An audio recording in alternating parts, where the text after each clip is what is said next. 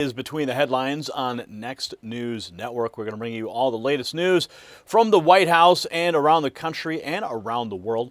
So much is happening. We've got the White House rundown. We've got 5 news stories we've been tracking all day, especially the news of the UFC fight, some behind-the-scenes stuff that's going to happen this weekend.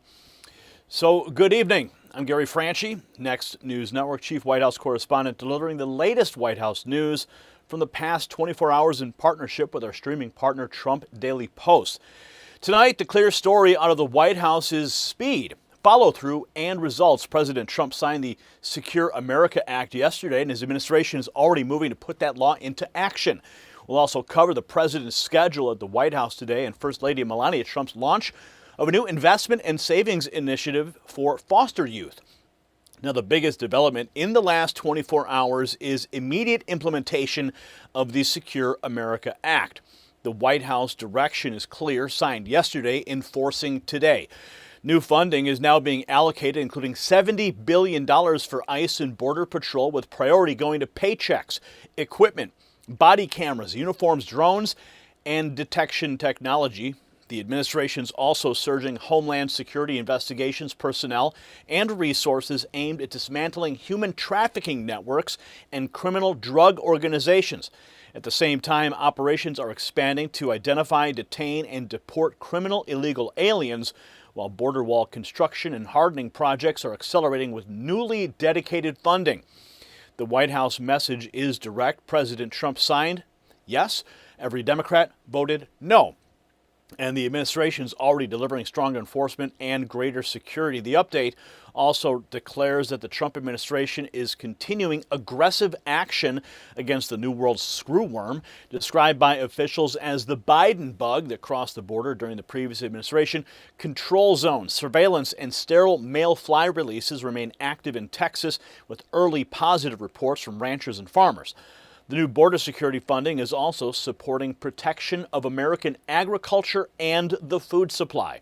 And according to the daily guidance, President Trump's Thursday began with executive time at 8 a.m., followed by an intelligence briefing at 11 a.m. The president is also scheduled to sign a proclamation in the Oval Office at 3 p.m., which is probably happening right now, and a policy meeting at 4:30 p.m. Eastern, also participating in tele-rallies from the Oval Office at 6:30 p.m. and again at 7 p.m. All of the president's listed events today are closed to the press. The daily guidance also noted that First Lady Melania Trump would appear publicly at the Treasury Department to launch the Fostering the Future Accounts initiative. The White House said First Lady Melania Trump officially launched Fostering the Future Accounts today as the first savings and investment vehicle in the United States created specifically for foster youth. The initiative is designed to give foster children greater financial autonomy when they reach adulthood and was developed in collaboration with the Treasury Department. The White House said that state child welfare agencies will be able to open these accounts for foster children, and 23 governors, including Ron DeSantis and Greg Abbott, have already committed to implementation.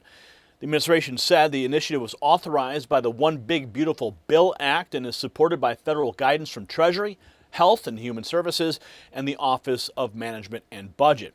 From the pool report, Mrs. Trump's event began at 11:17 a.m. inside the Treasury building and drew about 120 attendees, including foster care organizations and staff from Treasury, HHS, and OMB. Treasury Secretary Scott Bessent introduced the First Lady. The report said that House Ways and Means Chairman Jason Smith, Governor Brad Little, and Kellyanne Conway were also among those in attendance. And from a second pool report, Mrs. Trump said that the program will give foster children dedicated savings and investment vehicles that support asset ownership, long-term wealth building, and independence at age 18. The Treasury Department will work with child state welfare agencies and foster youth representatives to establish the accounts, and the event concluded without a question and answer session. So taken together, the last 24 hours show a White House moving with urgency, rapid border enforcement, follow-through from President Trump, a full schedule of closed-door policy work, and a First Lady advancing a targeted initiative for vulnerable young Americans. And that's the White House Daily Rundown. Now let's turn from Pennsylvania Avenue to the rest of the top stories that are driving today and welcome you to the broadcast. Yes, it's Between the Headlines. I'm Gary Franchi, your chief White House correspondent. I can see everybody tuning in. Pothead Kenny, Trump Daily Post, Dave Wallenberg. Everyone is here. Damon and James. Everyone's filing in. So make sure you hit the share button. If you're watching on X, go ahead and hit that share. Push this out into your feeds. If you're watching on YouTube, copy the link, text it out to your friends. That is the best way to spread the message. We've also got our SMS system set in place. If you haven't joined that yet, make sure you do. Text raw feed to 844-840-4963. That's how we bypass the algorithm and bring you the latest news. And speaking of the latest news, we've got to get into some controversy that's brewing in South Carolina. A Trump endorsement is a badge of honor in Republican politics, but in South Carolina tonight, voters are staring at a disturbing question. What happens when someone publicly tied to a Trump-endorsed campaign gets arrested after an alleged attack on a rival Republican supporter? No, this is not Democrat dirty tricks. This is not anonymous internet gossip. There's a court record, there's video, and there's a name. And there's a campaign connection that voters cannot ignore. Pamela Evette wants to be governor. President Trump endorsed her. So now the question is unavoidable. Does this reflect the standard of a Trump-endorsed campaign? Now, let's be crystal clear. See, President Trump is not responsible for the actions of every person who claims proximity to a campaign, but America First voters do expect discipline, accountability, and respect for the rule of law. And that's why the story matters. According to public reporting and a victim's account, a Nancy Mace supporter attended an event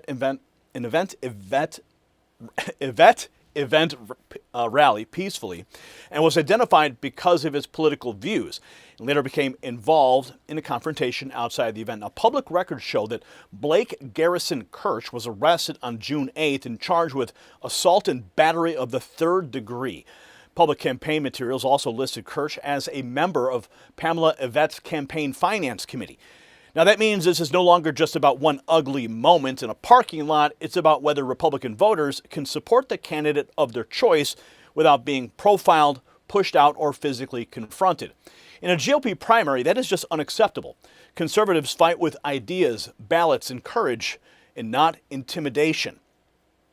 And while we're talking about recognizing danger early and acting before the crowd catches up, here's something else that smart Americans should be thinking about right now. See, if you could go back in time and buy oil before the world relied on it, would you? Well, of course you would. Anyone would. So why aren't you buying silver right now? The people who recognized oil early didn't just make money, they got ahead of one of the biggest economic shifts in history, and today a similar opportunity is unfolding with silver. Silver is more than a precious metal. It's a critical resource used in solar panels, electric vehicles, defense systems, AI infrastructure, and the machines powering the future. So that's why so many Americans are turning to Noble Gold Investments. To learn more, visit nextnewsgold.com, and you could receive a 1/10 ounce gold coin with a qualifying purchase. That's nextnewsgold.com before this window closes. Now back to South Carolina, because the deeper you look at the case, the harder it becomes for Team Evette to wave it away. See, here's the part they can't spin away with a slick statement. The arrest is documented, and the campaign connection was public. Evette's team says that Blake Kirsch was not an employee. Fine, but that's not the central issue that voters are asking. Whether he was publicly affiliated with the campaign when this happened, and whether a Mace supporter was singled out because he was just backing the wrong Republican. See, that's the new angle, and that's why this story is exploding far beyond one event in Greer.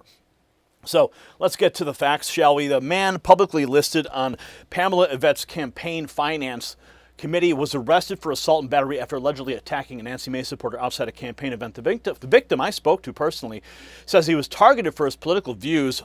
So the question is this the standard of a Trump-endorsed campaign? So this is the, you can see the image of the assault. We're going to show you the video in a minute. And circulating images of Blake Kirsch online show him in questionable attire. But the peaceful supporter was assaulted, allegedly, for supporting a rival candidate. So the opening post lays out the allegation against the Evette Finance Committee member.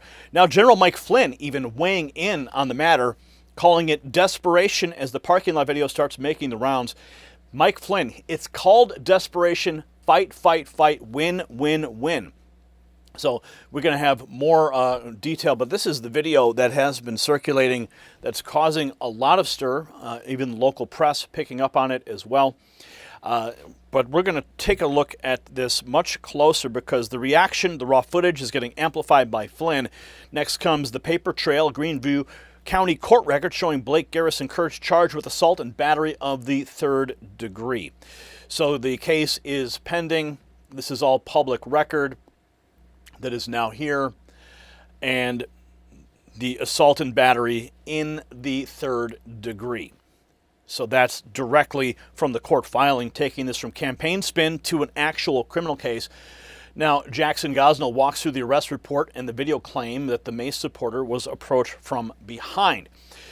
Pam Evette staffer arrested for assault and battery on a Nancy Mace supporter. A supporter of Mace was allegedly assaulted by a campaign staffer for Lieutenant Governor Pamela Evette outside Election Eve tour event in Greer, South Carolina.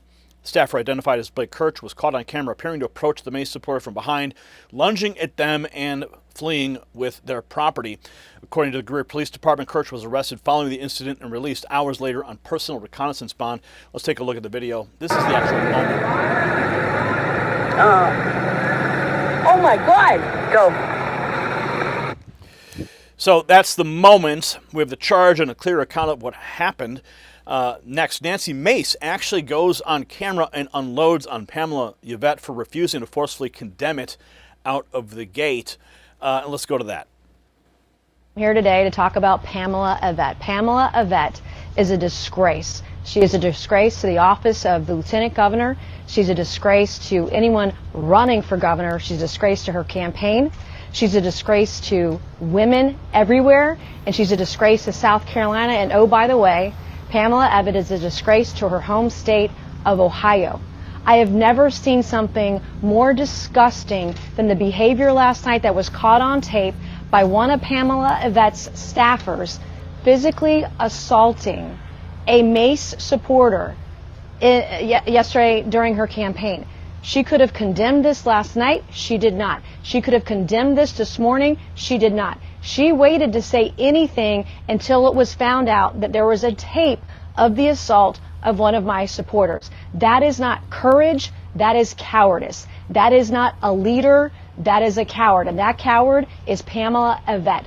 We've seen violence across the country, political violence. And today, even now, after she gave a statement through her campaign, can't even condemn the violence. She condemned anonymous texts yesterday.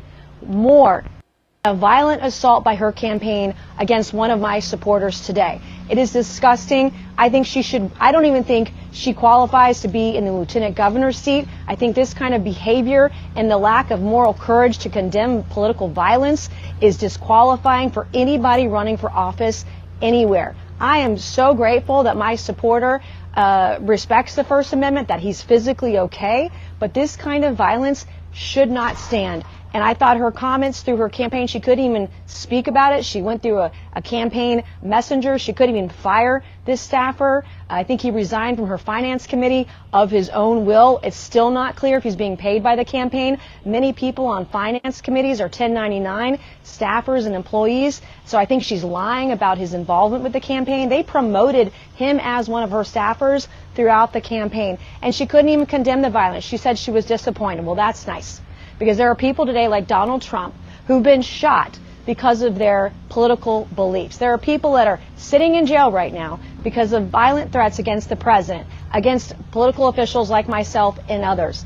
And so I'm here to condemn her comments. She, quite frankly, should drop out of the race. Her comments, the behavior of her campaign is disqualifying for anybody running for office. Strong words from Nancy Mace there. Made the direct test of leadership and accountability. Now, Fitz News connects the arrested man back to Evette's own finance committee list and puts the campaign roster next to the court docket. A top member of Pam Evette's campaign finance team, Blake Kirsch, arrested on Monday. Still working to confirm whether the charge is tied to the video footage we posted. Of course, it was. But this is the article, a snapshot of an article that has been circulating online that is from a Catholic news agency. The campaign finance committee consists of, and you can see it right there on your screen, and we go right there, and there is Blake Kirsch's name. So clearly listed as the campaign finance committee for the Evette campaign. So the side-by-side is a problem for Team Evette. The name is on the committee list, and the arrest record next Mace War Room brings viewers back to the scene with the video clip they say captured the confrontation itself. So I'll let you watch this in full, and it is rather disgusting. Takes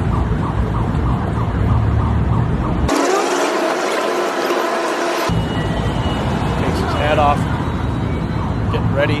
Hold on. This dude in a Pamela Evette hat just like walked by like he about to do something.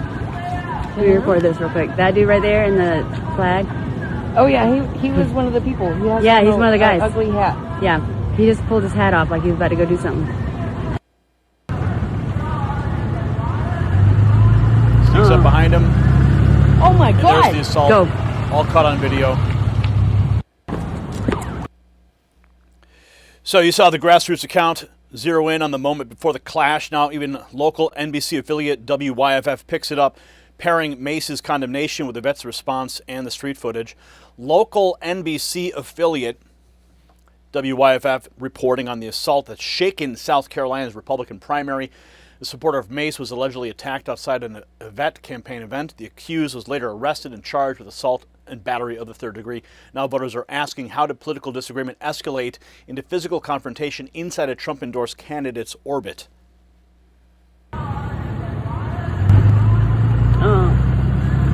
Oh my God! Go. I have never seen something more disgusting than the behavior last night that was caught on tape by one of Pamela Evette's staffers physically assaulting a Mace supporter. I don't tolerate violence on any level, was not employed by the campaign. I think my team has put out a statement on that this morning, and so, you know, again, very sad.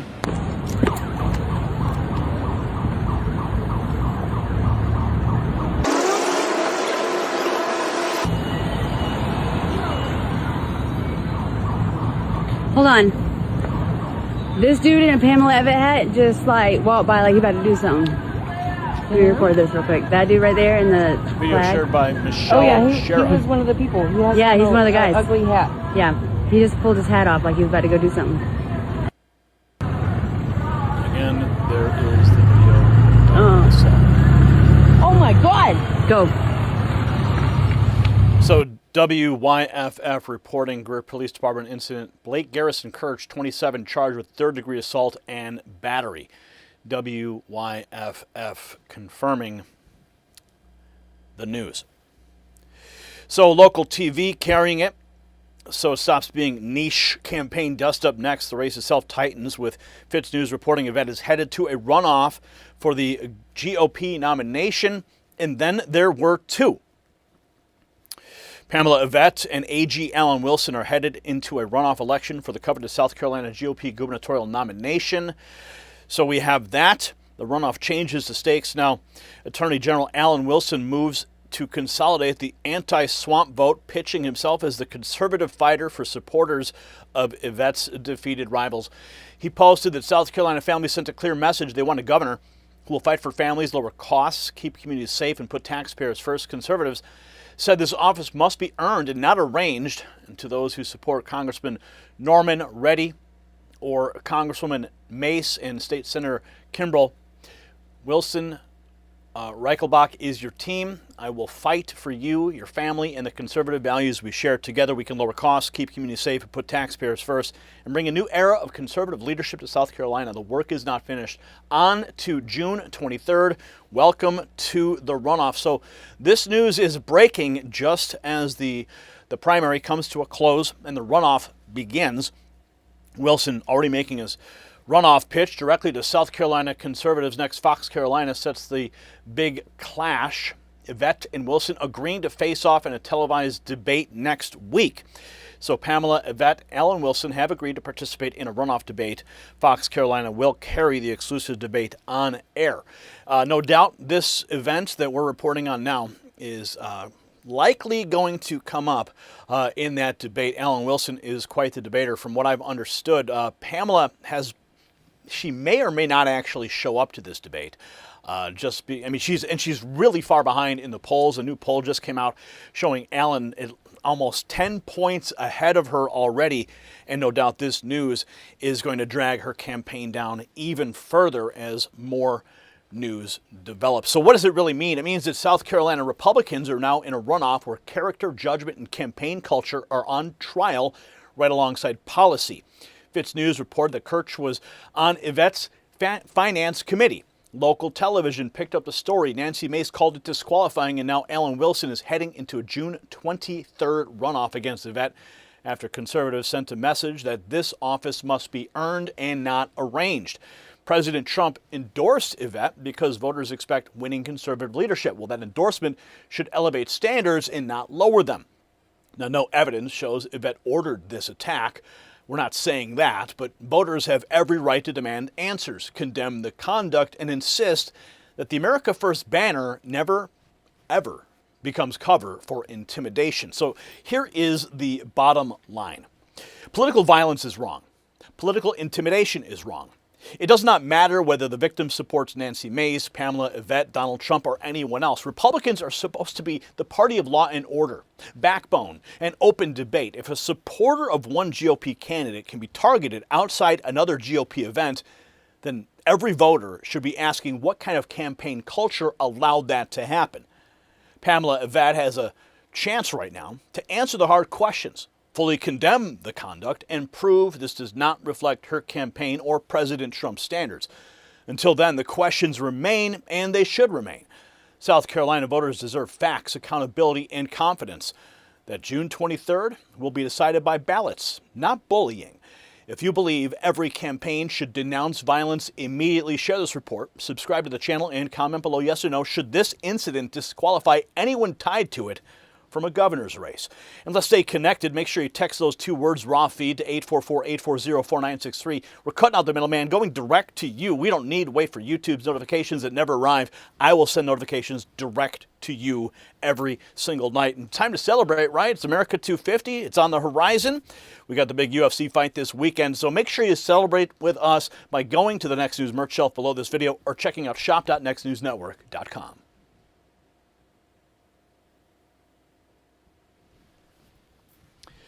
Okay, folks, we are right out the gate. We got some more news to get into. So much is happening all across the United States. So let's talk about what is going on in Iran, shall we? Because massive developments happened overnight and just in the last few hours. So we're going to get to that right away. We're going to bring you the latest developments on the Iran saga that continues. And it was a very busy day in Washington, D.C. We're going to go ahead and get everything set up for you here, getting it organized. So that was 6. I think what that will be, let's see, that one. The last one's going to drop at 6. So the Iran story will drop at 7 p.m. Okay, let's go to 7, get that locked in for 7. Okay, I am ready to go, Brian, as long as you are ready to go as well.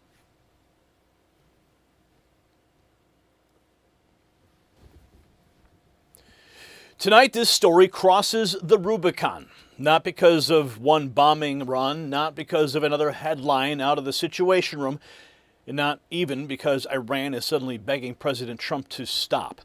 The real bombshell is bigger than all of that. The Trump administration is no longer talking like White House is trying to negotiate a deal. It's talking like an America First administration preparing to impose an outcome. Bigger strikes, harder pressure, open discussion of Kharg Island, the regime's economic jugular. That's not diplomacy language, that is enforcement language. So the question tonight is simple. Did Tehran just run out of road?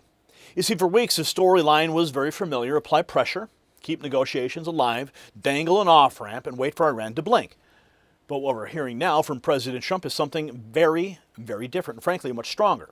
We have reports of 49 Tomahawk missiles launched, fighter jets knocking out radar and air defense systems, and Trump saying there will be more bombing tonight, bigger, more powerful Then came the line that changed everything. His preference has always been to take Kharg Island. That matters because Kharg Island's not just a dot on a map, it's one of the central arteries of Iran's oil export system. In other words, this is no longer just about punishing bad behavior.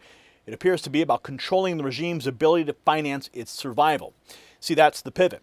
The Trump administration seems to be saying the season of waiting is over, and if the mullahs will not accept reality at the table, reality is about to be delivered them another way. As we talk about pressure, resilience, and getting your strength back, let me tell you about something that hit home for me personally. So you've probably seen the clip, Joe Rogan sitting with Mel Gibson talking about people close to him who went through serious health struggles, and then saw dramatic turnarounds. Rogan brings up red light-based therapies and how they impact the body at a cellular level. Gibson says it straight, this stuff works. You see, that got my attention because in my own life, I watched something very similar unfold. For a long time, my wife was dealing with constant discomfort and anxiety. It was one of those situations where you just want answers. And then I found red light therapy through Jonathan Otto. We started learning more, and it made a real impression, real results. If you want to check it out, go to myredlight.com. Use NNN25 for individual items or NNN30 for bundles. Now back to the story, because what Team Trump is signaling tonight should have every America First viewer paying very close attention. See, here's the twist that matters most after the sponsor break. Even if bombs stop for a night, the pressure does not. One Trump post indicated scheduled strikes were canceled after top-level discussions, but the naval blockade remains fully in force until any transaction is finalized. Translation? This is no ceasefire story. This is leverage, stacked on leverage, military pressure, economic strangulation, blocked ports, seized accounts, and now open talk of controlling Kharg Island itself. That's why the tweets you're about to see are not random updates. They are markers of a brand new phase. So the U.S. is seizing Kharg Island and Iran's oil, according to President Trump. Eric Doherty reporting he's doing it. Iran will be hit very hard tonight. At some point in the not-too-distant future, we'll be taking Kharg Island and other oil infrastructure points and assume total control of their oil and gas markets, like we have with Venezuela. Listen. Going through in the Gulf of Oman after the crew repeatedly failed to comply with directions. And our chief foreign correspondent, Trey Yinks, is live in Tel Aviv with the latest. Hey, Trey. Yeah, hey guys, good morning. The United States military unleashing powerful strikes overnight against the Iranian regime. President Trump exclusively telling Fox News in a phone call from the Situation Room that 49 Tomahawk missiles were launched at targets across Iran. One of those targets just 40 miles outside the capital of Tehran. We also know that other targets were hit along the southwestern coast of the country. The president says, we hit them very hard tonight, and described the strikes as violent and vicious. President Trump also giving some new insight into the behind the scenes of what was taking place during those hours. He was in the Situation Room with Vice President J.D. Vance and Special Envoys Kushner and Witkoff when the phone rang. It was the Iranians, President Trump says, on the other end, calling on him to stop the bombing. He said he'll stop the bombing if they sign the agreement that is currently on the table. And again, the latest information that we have, the Iranians did respond to those U.S. strikes overnight against their country. They launched ballistic missiles and drones at Gulf countries, including Bahrain and Kuwait, and even as far as Jordan. The Jordanian army says they shot down 20 incoming ballistic missiles. Guys? So Trey, right now, we're to believe with the time shifting that we're shaping the battle, it seems, using your term and at this military term, in order to hit them much harder, take down, blind them, and then have your way with them. So do you believe today it will be an escalation, or is, when you say continuing to bomb, was that yesterday? Yeah, it's a great question. When I spoke with the president, I asked him what happens if the Iranians don't sign the deal. And he said, we'll bomb the S out of them tomorrow night. So the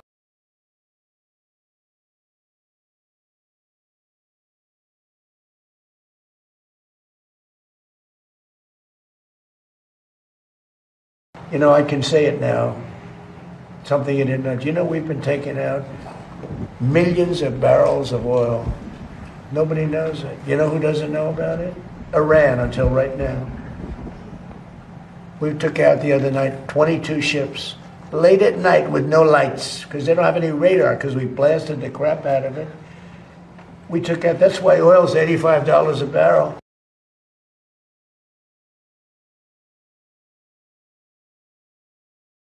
That's why oil's at $85 a barrel. So after the oil admission, the pressure gets even more direct. Next, Trump says Iran actually called him from the middle of the bombing campaign, begging for it to stop. Trump Daily Post, Iran begging Trump to stop.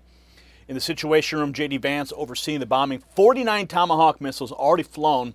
Iran called, begging for mercy. Trump is in full beast mode.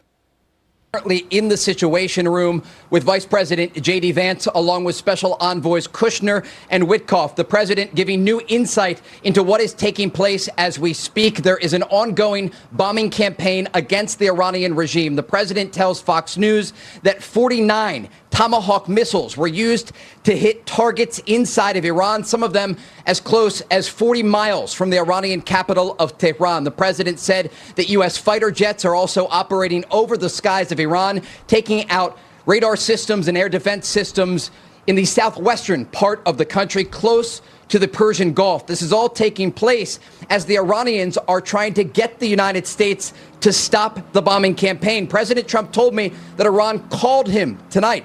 Top Iranian officials and President Trump spoke directly, according to the commander-in-chief tonight, as the president was sitting in the Situation Room. And he told me that the Iranians asked them to stop bombing. And the president said to me, the bombing will stop shortly. I asked him what will happen if the Iranians do not sign an agreement that was put forward by American negotiators. President Trump said, quote, we'll bomb the S out of them tomorrow night. So Iran's on the phone asking for relief while Trump's in the Situation Room. Next, he makes it plain more bombing is coming. It'll be bigger and more powerful. Will it be more bombing tonight? Yeah, there will be more bombing tonight. It'll be bigger, more powerful. Don't forget, we've knocked out all of their anti-aircraft. They don't have any they have nothing. I mean, they may get lucky with a shoulder weapon or something, but for the most part, you know, they have no defense. What did the representative say in your phone call with them? They're finished. Excuse me. They're finished.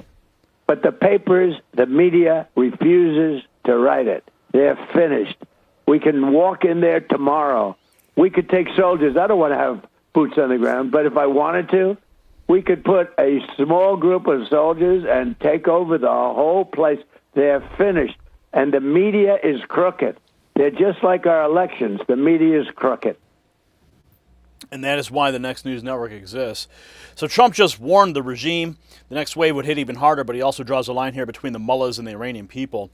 My message to the Iranian people is they're afraid because they have no guns. And the other side has guns, and they have a rally, they get shot. Trump expressed sympathy for the Iranian people while discussing the U.S. pressure campaign against Iran.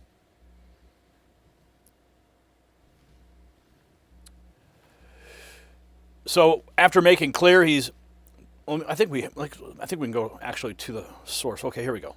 And the one thing you brought up yesterday is it's going to be bridge and power plants next. Is that next? Yeah, but I'd rather not do it because once you do that, the people suffer. Mm-hmm. Like I heard you mentioning water. Water is really a devastating loss for them. I could do that in 1 minute. They knock out the. What is your message to the Iranian people? But the problem is the people won't be able to drink water. I mean, you know, what are they going to do? But what is your message to the Iranian people, Mr. President? They now have the internet. Well, my message to the Iranian people is they're afraid because they have no guns, and the other side has guns, and they have a rally and they get shot. They hung the wrestler and his two friends. They hung him from a crane, believe it or not, violently. He was a very top wrestler, and they hung him. They've killed at least 40 to 50,000 people. And the people are afraid. You know, when you have a machine gun staring you in the face, or when you have 4 snipers on 4 different buildings shooting people in the head, it's hard to have a rally, okay? So President Trump making it clear.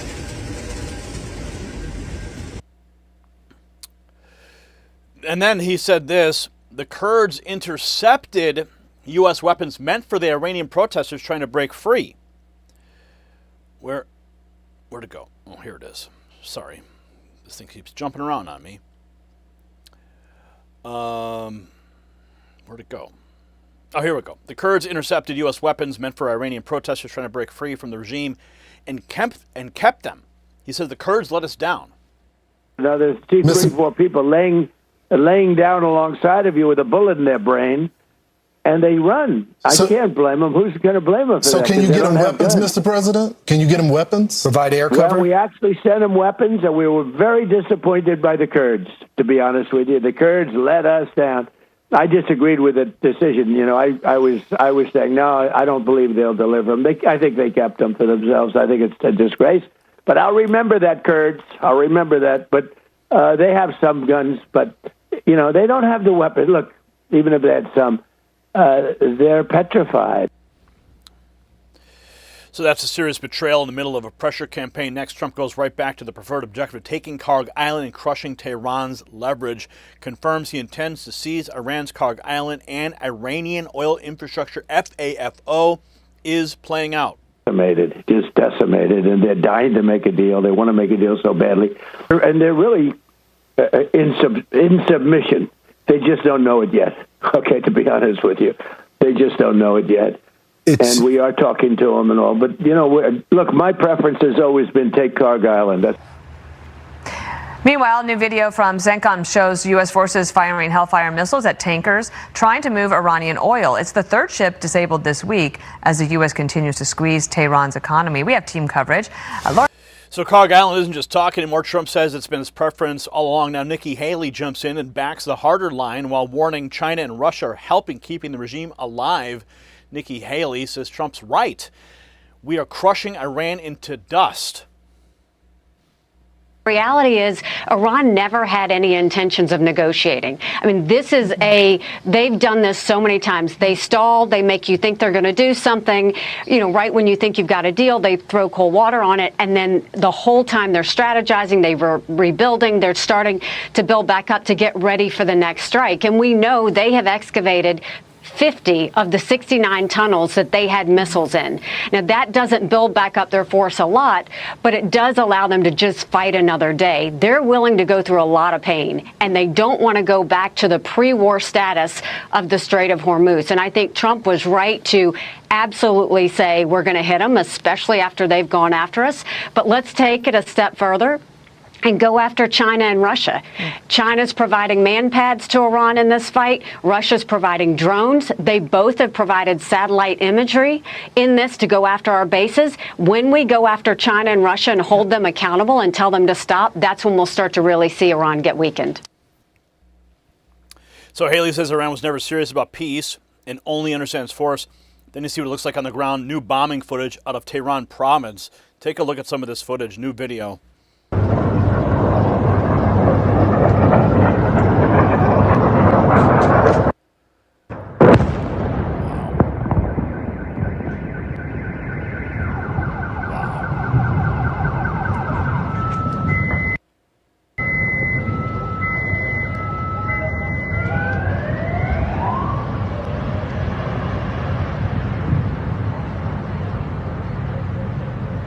So that's just some of the footage coming out of Tehran right now. The smoke plumes are the visual proof of what sustained pressure looks like. Next comes the financial knockout punch. As Scott Bessent says, damage to Gulf allies will be paid for with seized Iranian funds. Treasury Secretary Bessent stunning the world. Any damage Iran does to the Gulf nations will be repaired using Iranian funds seized by the U.S. from Iranian accounts. This man is legitimately an economic assassin. Nobody wants to be on his bad side. Listen. The economic side in terms of what we've done, and a big mistake that the Iranians made was attacking their GCC neighbors, their neighbors in the Gulf, because we had many very good allies who maybe weren't completely transparent with us on the money, Iranian money that was in their banking systems, all of a sudden became very compliant in terms of being willing to turn over accounts or help us freeze, block accounts. And then the third part was the incredible blockade. I really think it's the economic blockade of funds and the physical blockade of the ships not going in or out of the Iranian ports. Kharg Island is shut down. That's their big oil loading facilities, and that means that they're going to have to start taking down the wells soon. Now, a lot of people have asked me recently. So they're going to start having to take down the wells. It's not just missiles and blockade, it's economic warfare. Kharg being choked off next. CENTCOM says targeting has only gotten sharper and Iran can't rebuild what we destroy. Laura Loomer says at CENTCOM, I asked Secretary Ward Pete Hegseth, in the event of Iranians keep playing games and they refuse to come to the table to make a deal, how certain are you in your targeting ability to immediately find and finish off and execute every remaining senior leader within the Islamic Republic of Iran and IRGC? So in the event that the Iranians don't come to the table and they keep playing games and they refuse to make a deal, how certain are you on our targeting ability to immediately find and finish off and execute every remaining senior leader within the Islamic Republic of Iran and IRGC? Well, let's just say this command has used the ceasefire wisely and with great efficiency to ensure that we are refining our intelligence and target sets in a way that are far beyond even the beginning of Epic Fury. And that's a part of what I had a chance to see today. So when you see the commencement of Epic Fury, if a conflict were to have to recommence, our ability to target, our ability to sense, our ability to see, our ability to get into networks has only been vastly improved over time. So, and that's certainly what the commanders relayed to me. So the historic success of Epic Fury would only be built upon, whether it's personnel, locations, capabilities, you name it. And again, remember, Iran doesn't have a defense industrial base, and what they have is extremely limited, meaning they don't have the ability right now to make more missiles or make more drones. What they have is what they have, and if they've dug it out, we'll strike it again if we need to. So we know the terms, and we've got always more capability to bring. So if Iran thought a pause brought breathing room, they may have misread the room. Up next, reports say even Russia is warning Tehran may be preparing a military move around Kharg Island. Russia announced that it has received reports indicating that Iran is preparing for a potential military operation targeting Kharg Island. So Kharg is back in focus. The maritime question gets bigger fast. CENTCOM answers directly that the Strait of Hormuz is open. Iran does not control it. That is the official declaration from U.S. Central Command. CENTCOM. Strait of Hormuz is open for transit. Safe pathways are established for commercial vessels transiting the strait. The pathways are available to all vessels not violating the blockade against Iran. Hundreds of ships have transited in the last 2 months. U.S. forces are postured to defend against Iranian aggression. Iran does not control the Strait of Hormuz. So CENTCOM putting Tehran on notice that the shipping lanes may stay are open under American protection. Now Trump says the planned strikes are canceled for the night while the naval blockade stays in place. He just posted this. Based on the fact that discussions with the Islamic Republic of Iran have been brought to the highest level of Iranian leadership and approved, I have, as President of the United States of America, canceled the scheduled strikes and bombings against Iran this evening. Discussions and final points have been, in both concept and great detail, approved by all parties involved, including the United States, Israel, Saudi Arabia, UAE, Qatar, Turkey, Pakistan, Bahrain, Kuwait, Jordan, Egypt, and others. The naval blockade will remain in full force and in effect until this transaction is finalized. Time and place of the signing to be announced shortly. President Donald J. Trump, President of the United States of America. And that's the leverage play in full view. Pause the bombing, keep the blockade force, the regime to choose. Meanwhile, over at CNN, the Pentagon lockdown panic today turns out to be a false alarm. If you didn't hear about this, the Pentagon was on lockdown, of course, with Iranian tensions. Everyone is on high alert.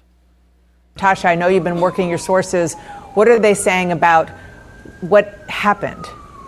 Yeah, Dana, so sources are now telling my colleagues Haley Britsky and Pamela Brown that this does appear to have been a false alarm. Now, leading up to all of this, of course, the Pentagon was taking extreme precautionary measures to ensure that there was actually no threat to people inside the building. There were hazmat teams on site because there was an air quality issue that was detected on multiple floors of the Pentagon and multiple corridors that were then evacuated. But now we're being told that this was all precautionary and that as of right now, field tests have not detected that there was an actual threat in the air, and that the entire thing does appear to have been a false alarm. But we should note that the Pentagon Force Protection Agency's hazardous materials response team showed up in force along with the Arlington Fire Department to ensure that there was no threat. And now we're being told that people are beginning at least to stand down. But of course, they take these situations extremely seriously because if there was some kind of airborne threat, obviously that would pose a huge risk to the thousands and thousands of people that work inside that building every day. So the corporate media chases the Pentagon scare that went nowhere. The real action is on Iran next. Markets react. Trump announces imminent signing and says tonight's strikes are off for now. President Trump announces imminent signing on a deal with Iran. U.S. stocks are surging. Oil prices are plummeting after President Trump announced the signing on Iran's negotiation is imminent. Tonight's planned strikes have been canceled. The positive market reaction reflects growing confidence that the deal is near. Trump maintains full leverage and is prepared to strike again if Iran plays any more games. Social, based on the fact that discussions with the Islamic Republic of Iran have been brought to the highest level of Iranian leadership and approved, writes President Trump, I have, as President of the United States of America, canceled the scheduled strikes and bombings against Iran this evening. Discussions and final points have been, in both concept and great detail, approved by all parties involved, including the United States, Israel, Saudi Arabia, UAE, Qatar, Turkey, Pakistan, Bahrain, Kuwait, Jordan, Egypt, and others. The naval blockade will remain in full force and effect until this transition is finalized. Time and place of this signing to be announced shortly. So we will see if we hear directly from the president here in the next few moments. If we could pop up the big board as well, while we're seeing oil prices come down on this news out of the White House, watch this. It's getting bigger. Look at that U.S. stock market spike on the news. Two things I think are different this time, right? Those four dreaded words on Wall Street. One is... So the U.S. stock market, oil prices, all returning and reacting to the news. So what does it really mean? It means that the center of gravity has moved from persuasion to compellence. President Trump's drawing a sharp line between the Iranian regime and the Iranian people, making clear the target is the tyrants and not the nations held hostage by them. At the same time, Treasury Secretary Scott Bessent is signaling that any damage Iran causes in the Gulf can be paid for with Iranian funds seized by the United States. CENTCOM's reminding the world the Strait of Hormuz stays open for lawful transit. Put that together and the message is unmistakable. America is not asking Tehran for permission anymore. The Trump administration appears to be building a system where every refusal, every attack, every delay brings harsher military and economic consequences until the regime either folds or is functionally boxed in. So this is why tonight matters. The establishment media will fixate on missile counts, anonymous sources, and side drama like the Pentagon false alarm, but the bigger truth is right in front of us. President Trump looks like he has concluded that the deal track has reached its limit, and now the objective is to force the regime into a corner it cannot escape. That is what America First leadership looks like. That is the MAGA doctrine in action: strength, clarity, and consequences. Not apologies, not endless talks while terrorists buy time, not weakness disguised as sophistication.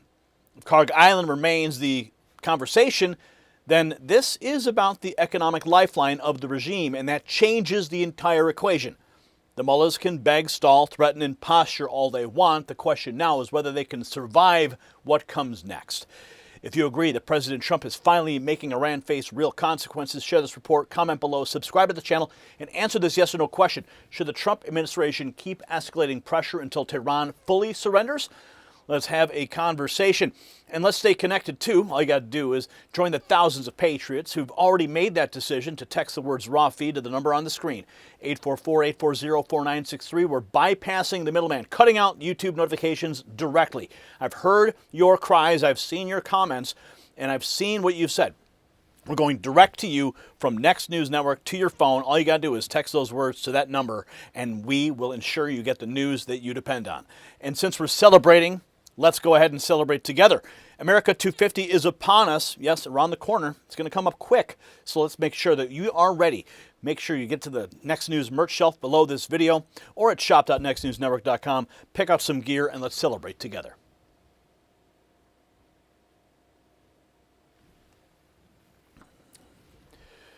All right, the news is moving fast. Now we're going to move over to all of the Fun stuff.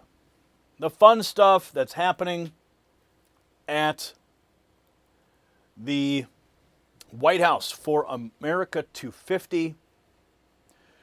Just need to check a couple things here. Noticing some odd things in the distribution. Okay, that one looks okay. All right, let me just check one more thing in the distribution channels of our accounts. Okay, it looks like we've got everything ready to go. Yeah, okay, so that's going to drop at 7. The UFC story is going to drop. Fight night is coming, folks. Are you guys ready? I'm actually going to be heading to the White House. I'll be there on Saturday. I intend to file a pre-UFC fight report for you guys and get the latest from the ground, take the temperature of Washington, D.C., so keep your eyes open for that as I head to the White House campus for all of the fun stuff happening this weekend. I will not be at the UFC fight directly, but I will have insiders. Oh yes, we've got some individuals that we know who will be inside. Yes, practically ringside, as a matter of fact. So maybe we'll be able to get you some exclusive video from inside of the UFC fight. So just keep your eyes open for that on Sunday. We'll probably drop a couple X posts for you. Make sure you're following us at Next News and also at Trump Daily Posts and on YouTube, on Rumble, and on Kick. So let's go into the latest. Okay.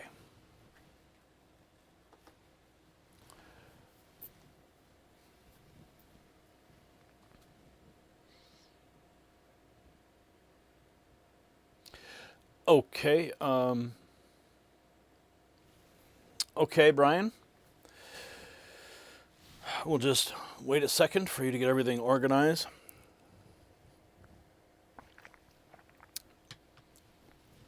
Good to see everybody in the chat room. Okay, Brian, I'm ready to go.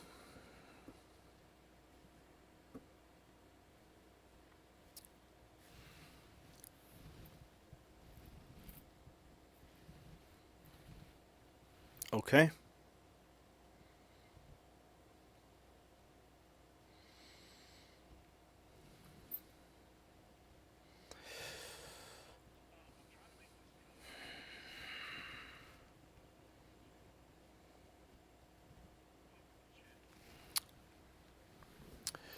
Yes, Jeremy, they are trying to block the UFC fight at the White House, but they're not going to stop it. I mean, it's like a freight train that's moving through Washington, D.C., right? Just like the ballroom. They keep trying to stop the ballroom, but construction continues. They're just trying to throw up roadblocks because they don't like to see us have a good time. That's what it comes down to. They don't want to see President Trump scoring wins and making people happy and having a real conversation about American pride. That's the true story here. So they can go ahead and they can create lawsuit after lawsuit and try to put up roadblock after roadblock, but it's just not going to work. Bill's Rules saw this by accident. What did you see by accident? Well, no accidents here. You're here on purpose. 2 usual suspects. Okay, we're ready to go.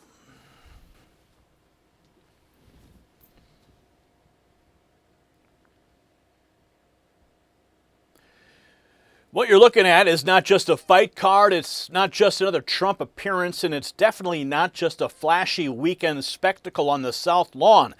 What's being built at the White House right now looks more like a national ceremony wrapped in American sports culture than anything Washington has seen in decades. The octagon is in place.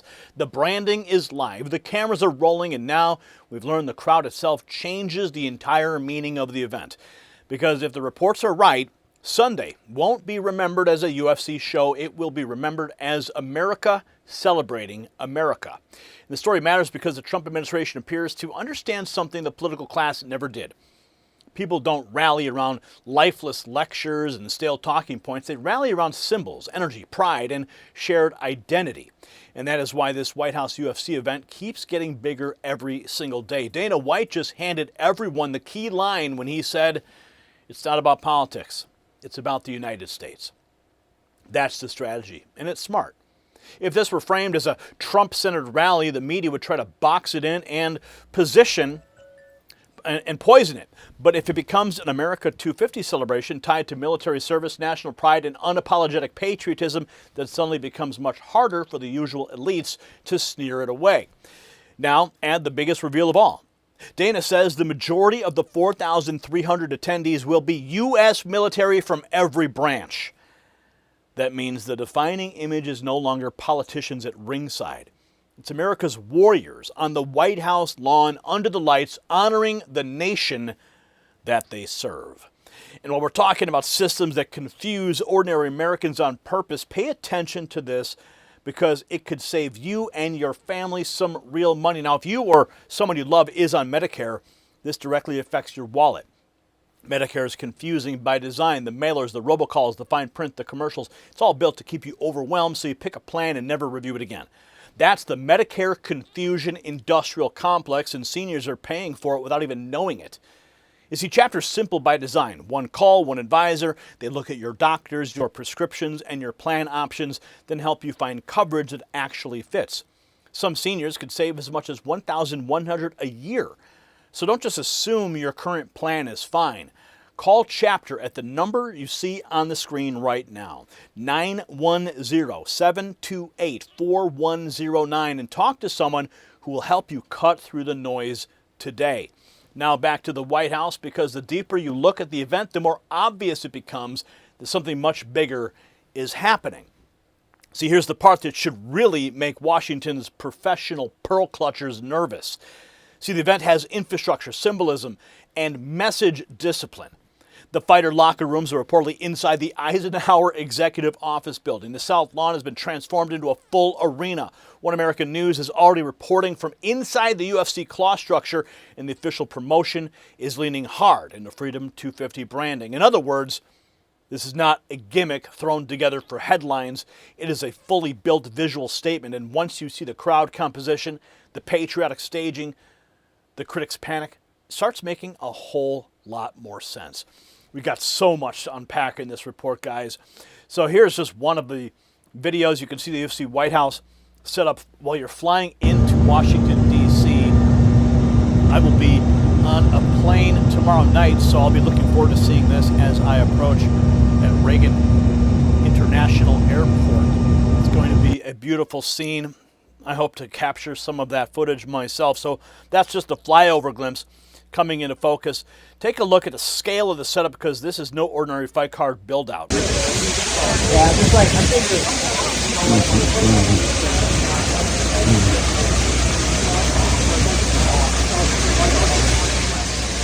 Now I've got so many reporters inside footage of this event. I'm going to show you. There's so many different perspectives. There you can see, looks like a music pit or perhaps a news pit. There's the White House.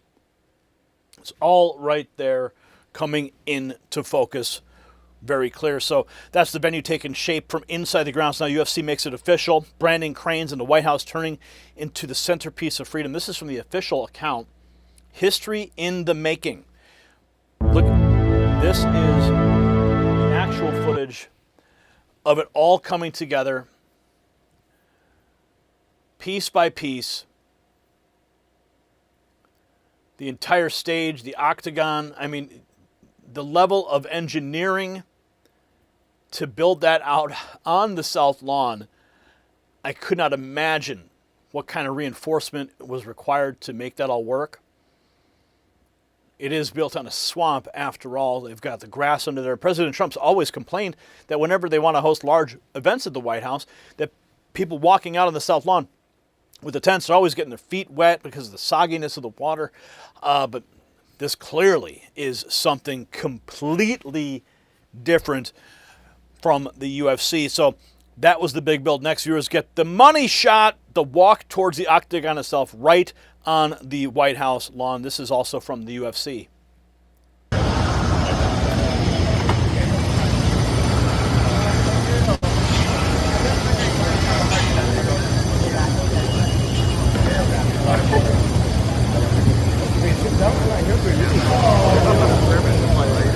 Right up to the entrance. So it's not just a stage, the cage is in place. Next, the octagon has officially arrived. The UFC making it official. The octagon has arrived. Look at that, all coming together. So the visuals massive, but the real meaning gets bigger. Dana White says the majority of the crowd will be U.S. military from every branch. Majority of the 4,300 people that will be there will be U.S. military from every single branch of the military. Yeah, because that was the thing. People were like, "Oh, a lot of the military should be there," and then people were like, "He is. That's happening." So I think that's every amazing. branch Obviously. will be represented at the fight on Sunday. Every branch will be represented. That's the pivot from spectacle to national ceremony. Dana White goes further, saying it's not about politics, it's about the United States. We're paying the entire bill on all of this. Everything that you see, not $1 of taxpayer money will go into this. And this is the UFC's gift to the 250th birthday of America. And I think one of the myths that I would like to crush is, I don't care if you're far right, far left, right down the middle, wherever you sit politically, because everybody sits somewhere politically these days. This isn't about politics. This is about the United States. What this country is about, how it was built, where we all came from. If you love America, you're going to love this event. It has nothing to do with politics. Nothing to do with politics. That's the line. Make it about America, not the Beltway Circuit. But, of course, the usual opposition's already lawyering up. Dana White says they saw the lawsuit coming. We're expecting a lawsuit. We thought it would be sooner. There was that lawsuit that came out. Yeah, we were expecting a lawsuit. Yeah. I mean, we expected everything coming into this event. We expected the lawsuit. We thought it would be sooner, but really? Yeah. So what do you make of the timing? We knew it was going to come. Yeah. We didn't know who or how, but we knew it was coming. So the swamp tried the legal play. Nobody on the side is shocked. Now One America News takes us inside the South Lawn structure itself, where the event is being billed as history in the making. Daniel Baldwin here with One America News, standing inside that UFC claw structure on the South Lawn of the White House, where President Donald Trump is set to make history this Sunday evening, hosting the very first ever MMA card here at 1600 Pennsylvania Avenue. And the card is full of absolute bangers, but none bigger than the last two fights on the card. Cyril Gane versus Alex Pereira for the interim heavyweight title. And then, of course, Ilia Topuria defending his lightweight championship against Justin Gaethje. Both of these massive implications. Can Alex Pereira become the first ever UFC fighter to not only win a championship at middleweight, light heavyweight, and then heavyweight? And could Cyril Gane finally break through and become an undisputed champion at heavyweight? And then for the main card event, Ilia Topuria looking to maintain his perfect professional fight record, trying to stop Justin Gaethje after going on a generational run here before that. And then, of course, Justin Gaethje, possibly towards the tail end of his career, looking to go out on top, maybe lay down the gloves here at 1600 Pennsylvania Avenue. If I had to make a prediction, I don't think that one's going the distance, folks. So you're definitely going to want to tune in. Follow One America News for exclusive updates on these fights.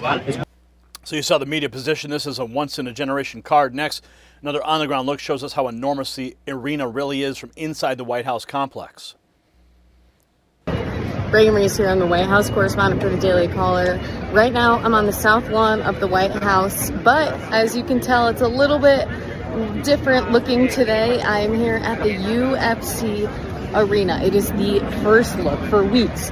We have just been seeing glimpses of it being built on the South Lawn, but now we are actually inside. You can see all of the seats around me. You can see just how big it is. You can see the octagon right there. You can see the White House. It is massive. It is hard to put into words really just how incredible this is. especially being on the White House South Lawn, which I've gotten to be on so many times, to know that it's right here where Marine One is always landing and taking off. I asked if I could go in the octagon. I got an immediate and stern no from a White House staffer, but that's okay. This is cool enough. I'll give you one more look. It is really just something. So stay tuned for Fight Night on Sunday. Fight Night on Sunday. From the reporter's seat, you can see the scale for yourself. Now, Fox's David Webb explains why this hits so hard with regular Americans, why Trump fits the moment.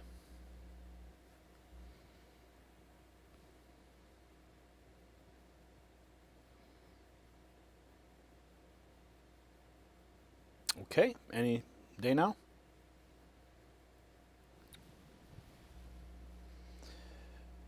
Okay, we'll try this again. Look, the president resonates with Americans because he's authentic. Even the people that may not like him all the time or have a disagreement. Going to a UFC fight, it's a part of America, it's combat sports, but it's more than that. It's just that raw energy of who we are as a country. People to take a chance, come from nowhere. I know some of these UFC fighters have for a while. A lot of them, this was their chance to do something with themselves, and they train really hard. They work their butts off. They do undercards time after time till they finally get a chance in that big ring. And it's kind of the American dream, right? Hey, you work hard, you get something out of it. And a lot of them, they're not just a bunch of dumb fighters, I'll tell you that. A lot of them are good people, really smart guys. Tommy, UFC on the White House lawn, maybe we need to show up. I think we should. I think naturally we must be there. Big weekend show on the road. Yeah, hey, listen, we're pitching it right now. One of the hosts will Trump be is there. watching. Just saying. We would love to be there. No, I love what Alicia said, though. I never even thought about it that way. I just saw him going to UFC. He goes to a lot of these events, but you're exactly right. The young kids call it appearing unbothered, unburdened, as Kamala would say, unburdened by what has been. President Trump said yesterday, listen, we win either way. And he's like, I'm going to go watch UFC. I think it sends a powerful message. Ivanka was there as well. I think that's another layer to this. She's like, hey, listen, I'm going too, and I'm going to look great doing it. I love it. These fighters love America. We love President Trump. They love President Trump. I think we're all winners here. Yeah, he got some. We are all winners here. Yes, we are. Hi. Okay, continuing with our reporting on this. Let's see what else we have. So the point is simple. It connects because it feels real, not scripted. Consultants. Next, we go behind the scenes where fighters will actually prep inside the Eisenhower office building. EOB building, the Eisenhower Executive Office building. One big across like this. Oh, that's nice. Yeah, cool. On a typical fight week, there's 8 to 12 people on site handling everything from hotel accommodations, workout room setups. So 7 fights. So at 8 o'clock's first fight, there should be 5 teams in here, which will be max, which would be about 20 bodies, which I think this is plenty. I mean, this is much larger than a lot of locker rooms we operate out of. The cutman room and the equipment room. Do you know where they're located? The equipment room is right here. Okay, so that's equipment right there. And then Yep. We just did a walkthrough of our function spaces for an event night and set up the 2 corners locker rooms, red and blue. There's obviously a lot more like ambiance in these rooms, a lot cooler looking, a lot more historic. This isn't like your typical locker room. Other than that, though, it should just be a regular fight night. It shouldn't be anything too out of the ordinary, which is what we're hoping for. You know, I hope once you get here, besides all the things around this room, you just feel like it's as regular of a fight night as it possibly can in this crazy situation. So the South Lawn gets the spotlight, but the operation goes deeper inside the White House grounds. And while the machinery is locked in, one big name is officially out. Conor McGregor will not be there. Dana White has confirmed to the media that Conor McGregor will not be in attendance at the UFC White House in D.C. this weekend. McGregor is full focus on his training camp at home in Ireland. So McGregor may be missing, but the event keeps pulling in high-profile guests. Up next, President Trump gives Dr. Oz a birthday invite. And what's going on behind us? So we're going to have a fight, and it's going to be on June 14th, and you're invited, and I want to wish you a happy birthday. You're a young man. You have many, many years to go. You're doing a fantastic job. But I want to just wish you a happy birthday, and you don't have to wish me a happy birthday because I'm not happy about that birthday that I'm having. That's a number that I never thought really too much about. It's not a number I like, but I'm here nevertheless. Well, I'll follow your orders. Thank you, sir. Thank you. Just walked out of the Oval Office, which is back there. And this is the new construction for the big fight this weekend. The president's invited me. It's my birthday, but it's really his birthday, obviously. There'll be a big celebration there just a few days away. Lots of fun. Lots of fun on the horizon, no doubt. The Oval Office moment shows this isn't being treated like just another card. Next, even the presentation gets America 250 treatment with patriotic outfits unveiled for the Octagon Girls. UFC releasing the Octagon Girls outfits for UFC Freedom at the White House. Take a look. Here is what some of the women will be wearing. Wow. America 250 themed. Those are, wow. How cool, how beautiful is that? The Octagon Girls. So by this point, every detail is being wrapped in red, white, and blue. And right on cue, the critics melt down, which only makes the backlash look even more elitist and out of touch. Trump's UFC event is defiling the White House. Oh yeah, but who can ever forget when we had the drag queens and the topless trans people at the White House? Remember that? Of course, we all remember it. And we can't forget it soon enough. But what does it mean? It means the Trump administration may have found the most powerful visual of the America 250 project so far. Not a dry speech, not another forgettable panel discussion, not a stiff official ceremony that nobody watches, an octagon on the White House lawn. Thousands watching, service members from every branch in attendance, the President of the United States there in person, Dana White covering the bill and making clear not one taxpayer dollar is funding the spectacle. That is culture, patriotism, and confidence fused into one image the entire world can understand in a second. And that's exactly why the critics are furious. They know this feels alive, proud, and unmistakably American. They know people will remember this image long after they forget the media whining. So let's just say it plainly. UFC Freedom 250 is no longer just a sporting event. It's shaping up to be a made-for-history American celebration, with the White House as the backdrop, the military as the heart of the crowd, and President Trump at the center of a moment the establishment never saw coming. This is what confidence looks like. This is what cultural leadership looks like. And yes, this is what happens when the Trump administration understands that patriotism should be seen, felt, and celebrated out loud. The left can call it inappropriate. They can whine that it's defiling the White House. Well, frankly, that outrage only proves how disconnected they are from the country they pretend to speak for. Americans know exactly what they are looking at. Pride, strength, spectacle, and a nation unafraid to honor itself. If you're ready to see America celebrate its 250th the right way, share this video, subscribe to the channel, and comment below yes or no. Should the White House host more events that actually reflect real American culture? Let's have a conversation, and let's stay connected. I've seen your comments. I've seen your replies. I understand your frustration, and that is why I set up this telephone number just for you, 844-840-4963. Thousands of patriots before you have already texted the words raw feed to that number, and they are staying connected when the YouTube notifications never arrive and the algorithm buries us under CNN and MSNBC videos. So let's stay connected. Text those words, and let's celebrate America 250 together. Go to the merch shelf below this video or shop.nextnewsnetwork.com. Pick out something to like, and let's celebrate America 250 together.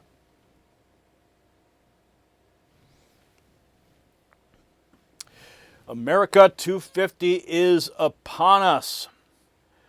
More news ahead. We're going to be talking about, what is going on with the United States Postal Service. I just got a message last night from one of our supporters. And damn, it's on. President Trump is not holding back. He signed an executive order in March, and now it is going into full execution. We're going to be talking about that, as well as the continued fallout in California. So this is all big news happening right now. We're going to make sure everything gets scheduled and ready for you so that you see it when it drops on X, when it drops on YouTube, and when it drops on Rumble as well. So it's going to get all these things set up for you guys. Okay, let me just go ahead and clean clean that out. Okay, hopefully hopefully that will work. Okay, let's see where we're at with this. Just waiting for Brian to get things scheduled here. Okay, so we're going to get that. Okay.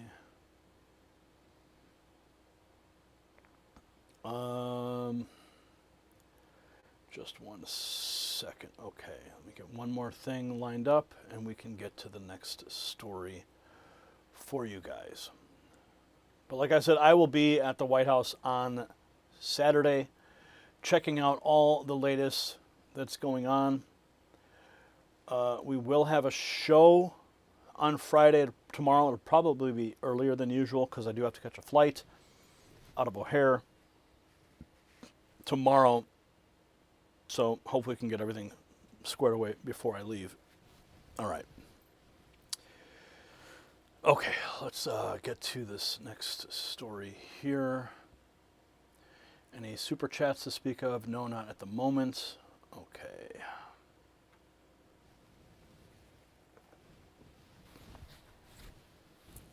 Go. Right now, the real story is not Spencer Pratt. It's not one California race. It's that President Trump and his administration may have just found the public example election integrity advocates have wanted for years. A race so messy, so delayed, and so easy for ordinary Americans to understand that the argument's no longer buried in legal memos and election manuals. It's visual. It's personal. It's simple. Ballots, barcodes, signatures, citizenship, delayed counting, and suddenly the entire country can see what confidence collapse looks like. The question now is, did California just become the case study that powers national election reform? See, here's why this matters. See, for years, the left and the media tried to dismiss election integrity concerns as fringe, complicated, or too technical for the public to follow. But the Trump administration is changing that by turning verification into common sense. First came President Trump's executive order directing federal agencies to help states identify who is actually eligible to vote. Then came DHS approval for states to verify citizenship through federal databases. Then came USPS coordination to track absentee and mail ballot activity for unusual patterns. And now, according to reports and the Postal Service proposal itself, states that want to use USPS for ballots may have to provide full mail-in and absentee participation lists along with ballot barcodes or risk losing delivery support altogether. That's a huge America First answer to a problem millions of voters have been screaming about for years. The fight's no longer just about proving fraud in court. The fight is about restoring confidence before the next ballot is ever even sent. And if there's one lesson here that the people who act early usually protect themselves first, see that's true in elections, and it's also true in investing. If you could go back in time and buy oil before the world relied on it, would you? Of course you would. Anyone would. So why aren't you buying silver right now? The people who recognized oil early didn't just make money, they got ahead of one of the biggest economic shifts in history, and today a similar opportunity is unfolding with silver. Silver is more than a precious metal. It is a critical resource used in solar panels, electric vehicles, defense systems, AI infrastructure, and the massive technology build-out happening right now, and that's why I want you to check out Noble Gold Investments. Go to nextnewsgold.com and learn how qualifying accounts can receive a 1/10 ounce gold coin, or you can call the number 877-646-5347. Now, back to the story, because what's happening with election confidence may be just as foundational. See, here's the twist. The corporate press still does not want to admit. The most powerful argument here is not even we proved every bad ballot. It's that millions of Americans no longer trust a process that looks inconsistent, delayed, and selectively enforced. And that's where California suddenly becomes useful to reformers. When voters hear that signatures can reject one ballot, but signature standards are politically fought over the next minute, they don't need a law degree to understand the problem. That's why the story is getting hotter, and that's why the tweets you're about to see matter. USPA flipping the script on mail-in voting, which comes straight from Trump's March executive order to secure elections. States must hand over their full mail-in absentee voter list plus every ballot's personalized barcode or risk the USPS stopping mail delivery entirely. No mail-in ballots. You see that's what's happening in California. They're rigging the election. The Postal Service proposed a new rule pushing states to turn over their mail-in and absentee voter rolls to the agency. The agency's proposed rule would create a mail-in and absentee participation list. The state would first submit to the USPS a list of voters who are submitting mail-in ballots for that election, along with each voter's corresponding personalized barcode on their ballots. Then the USPS would return a final mail-in and absentee participation list to each state's chief election official to finalize the names of all enrolled voters in the state and the barcodes associated with their ballots. The move is in line with President Donald Trump's March executive order tightening regulations on mail-in voting in federal elections. Voters who receive mail-in or absentee ballots must be included on the final mail-in and absentee participation list, marking a significant change in the rules and regulations for mail-in and absentee voting.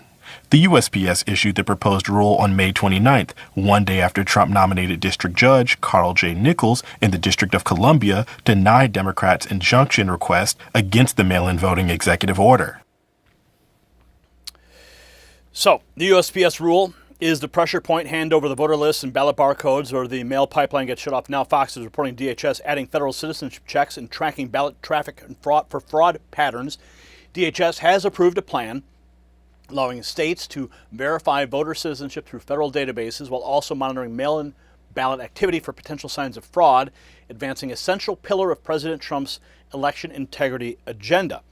The initiative, expected to launch later this month, would give election officials access to federal citizenship records and allow voter rolls to be checked against immigration and government databases. DHS also plans to work with USPS to track absentee and mail ballot flows, flag unusual patterns, and generate investigative leads. The move advances a major piece of Trump's election integrity agenda. So it's not just the Postal Service. DHS moving too, tying voter rolls to federal databases. Next, the White House lays out Trump's order in plain English: verify who's eligible and make sure ballots go to lawful voters. This is the moment where President Trump signed the executive order to deal with a number of issues on election integrity. Mr. President, as you said, you have in front of you an executive order that deals with a number of issues relating to election integrity.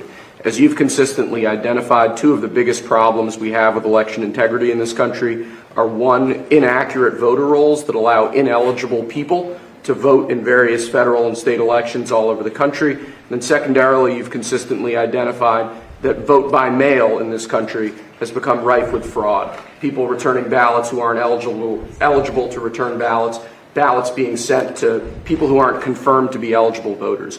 So what this executive order is going to do is, one, we're going to take federal data. We're going to ensure that each state's election officials are provided with a comprehensive view of who the eligible voters in their jurisdiction actually are, allowing them to properly verify that everybody voting in their elections is legally able to vote. And then it orders the Postmaster General, the U.S. Postal Service, to take bold new measures to verify that ballots both being sent to people are being sent to people who are eligible to vote, and then that ballots being returned are being properly returned by eligible voters only. And we believe that combined, the measures in this executive order will help secure elections in the future and ensure that the many abuses of our election system in the past aren't repeated in future elections. Right. Yeah, let's go. So that's the blueprint from the Oval. Now Trump puts his name on it, says the only thing standing in the way is the usual army of rogue judges. So with all of that, I'm very happy to be signing the voter integrity, and I think it's going to be really great. So if you don't mind, I will take some time and I'll make this signature absolutely perfect. So it looks very good. So far, so good.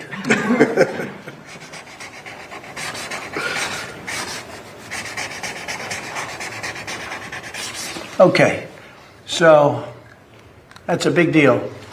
Very proud of it. And I don't know how it can be challenged. You'll probably challenge it, and you may find a rogue judge. You get a lot of rogue judges, very bad people, very bad judges. But that's the only way that can be changed, and hopefully we'll win an appeal if it is. But I don't see how anybody can challenge it. I don't see how they can challenge it.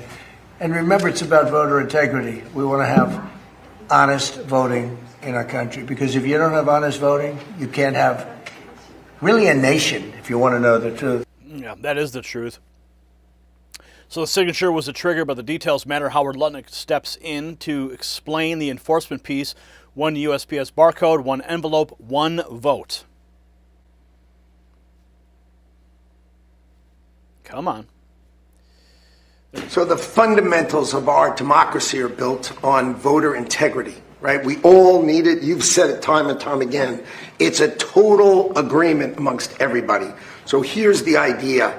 The states, right, run these elections. They will, if they want to use the U.S. mail, the U.S. Postal Service, they're going to get a code, a barcode from the U.S. Postal Service, and they're going to put that on the envelope, and we will have one envelope per vote. None of this time where we have no idea, there's no observers to mail, there's no envelopes, there's no certainty. That's all going to go away, and what the president is doing today is he's going to make sure that mail-in ballots are safe, secure, and accurate, and will have a clear distinction. If you voted by mail, you will have it on the envelope. Obviously not on the ballot, but on the envelope. So we will know 1 million mail-in ballots.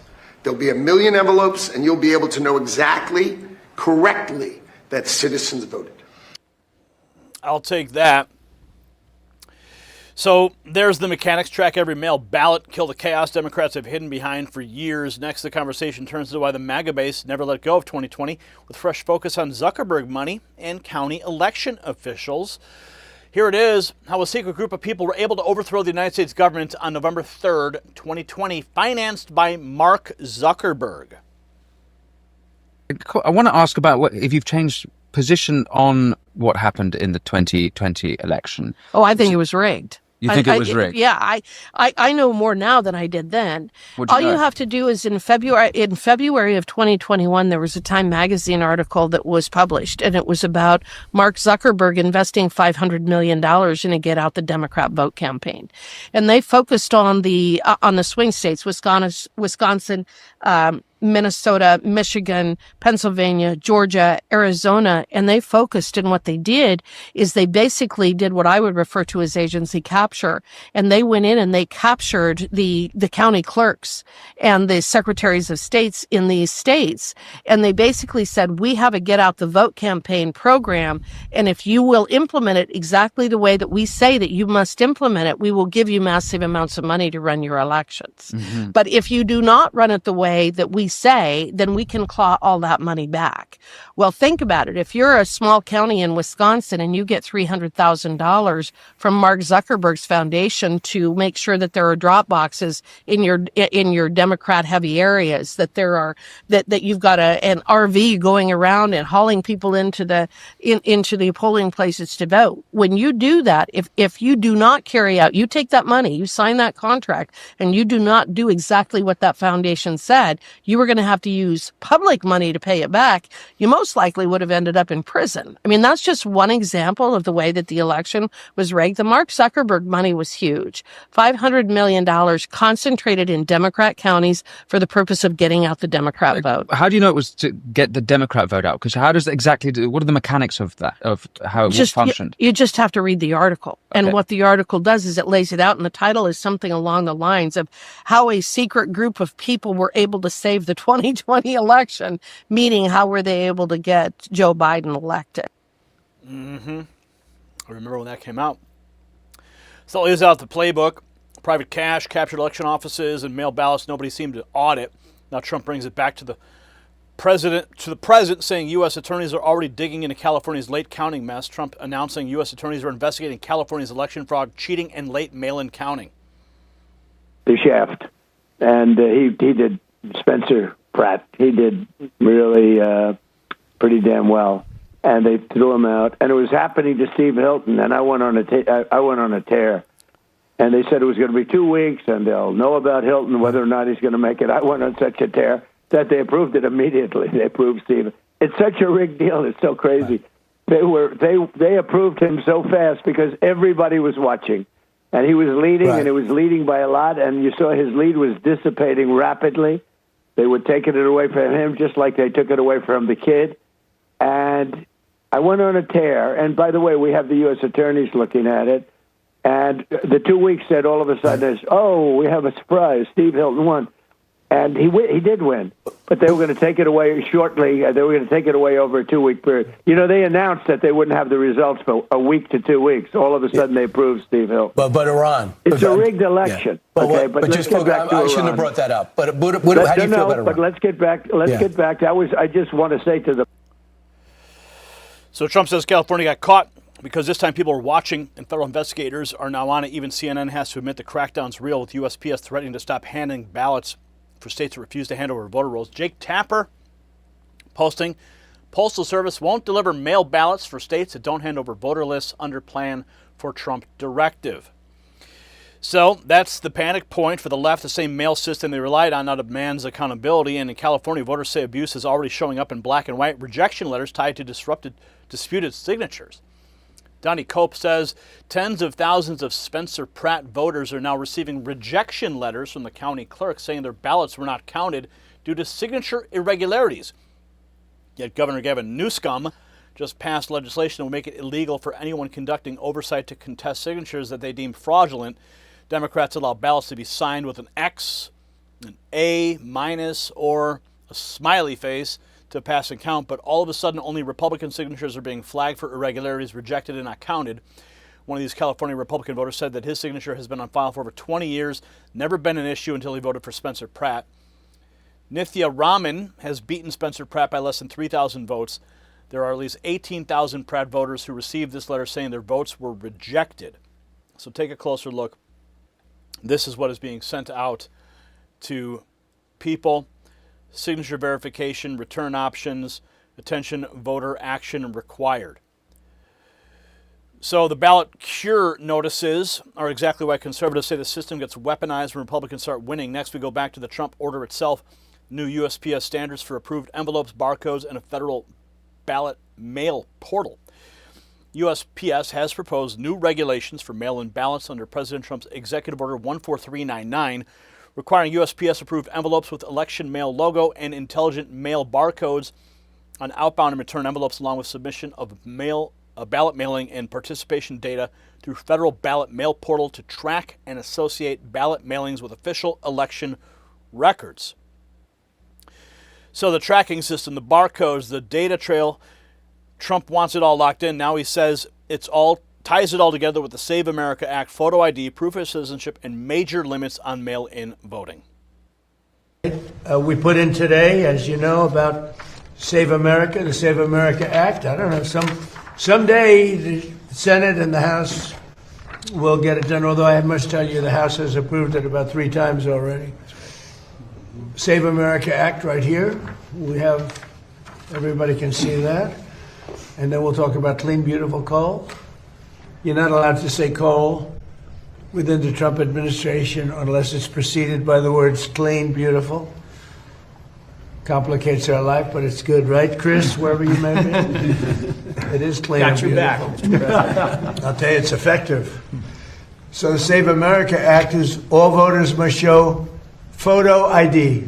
So you go to vote and you show photo ID. Not complicated, right? You know, who could oppose it? They say it's an 80-20. It's not. It's about 99-1, and we'll never find the one person. Andy, congratulations, Andy, on a big victory. Thank you for your help. That's a great. I appreciate it, but you're very good at what you do, and I've been backing you right from the beginning for a long time, right? Backing you too, sir. For years, that's right. You have. Thank you. Congratulations. You won a big election. So you have all voters must show photo ID, identification. All voters must show a little thing called proof of citizenship. Would you say that's 99-1, Mr. Pennsylvania? I would say that's maybe 100 to 0. I would think so. At least it should be. No, but they say it's 80-20. It's not 80-20. It's 99. And we've never found the one person. There's another one. Then you have no mail-in ballots, but we want to be liberal, as they say, or we'll say we want to be progressive. So it's no mail-in ballots. You see that's what's happening in California. They're rigging the election. Now, maybe we caught them, and maybe they won't be able to get away with it. They tried with me. They did it successfully the second time. The third time, we made it too big to rig. Too many votes. They couldn't do it. They can only go. They sort of gave up at about 907 when they got slaughtered with the votes that came in. But no mail-in ballots except for illness, disability, military, or travel. So we're being very progressive, and we just don't want cheating. We just don't want cheating in our elections. Can we just all agree on that? So what does it really mean? It means that the Trump administration is moving the election fight out of abstract debate and into systems that can actually verify things.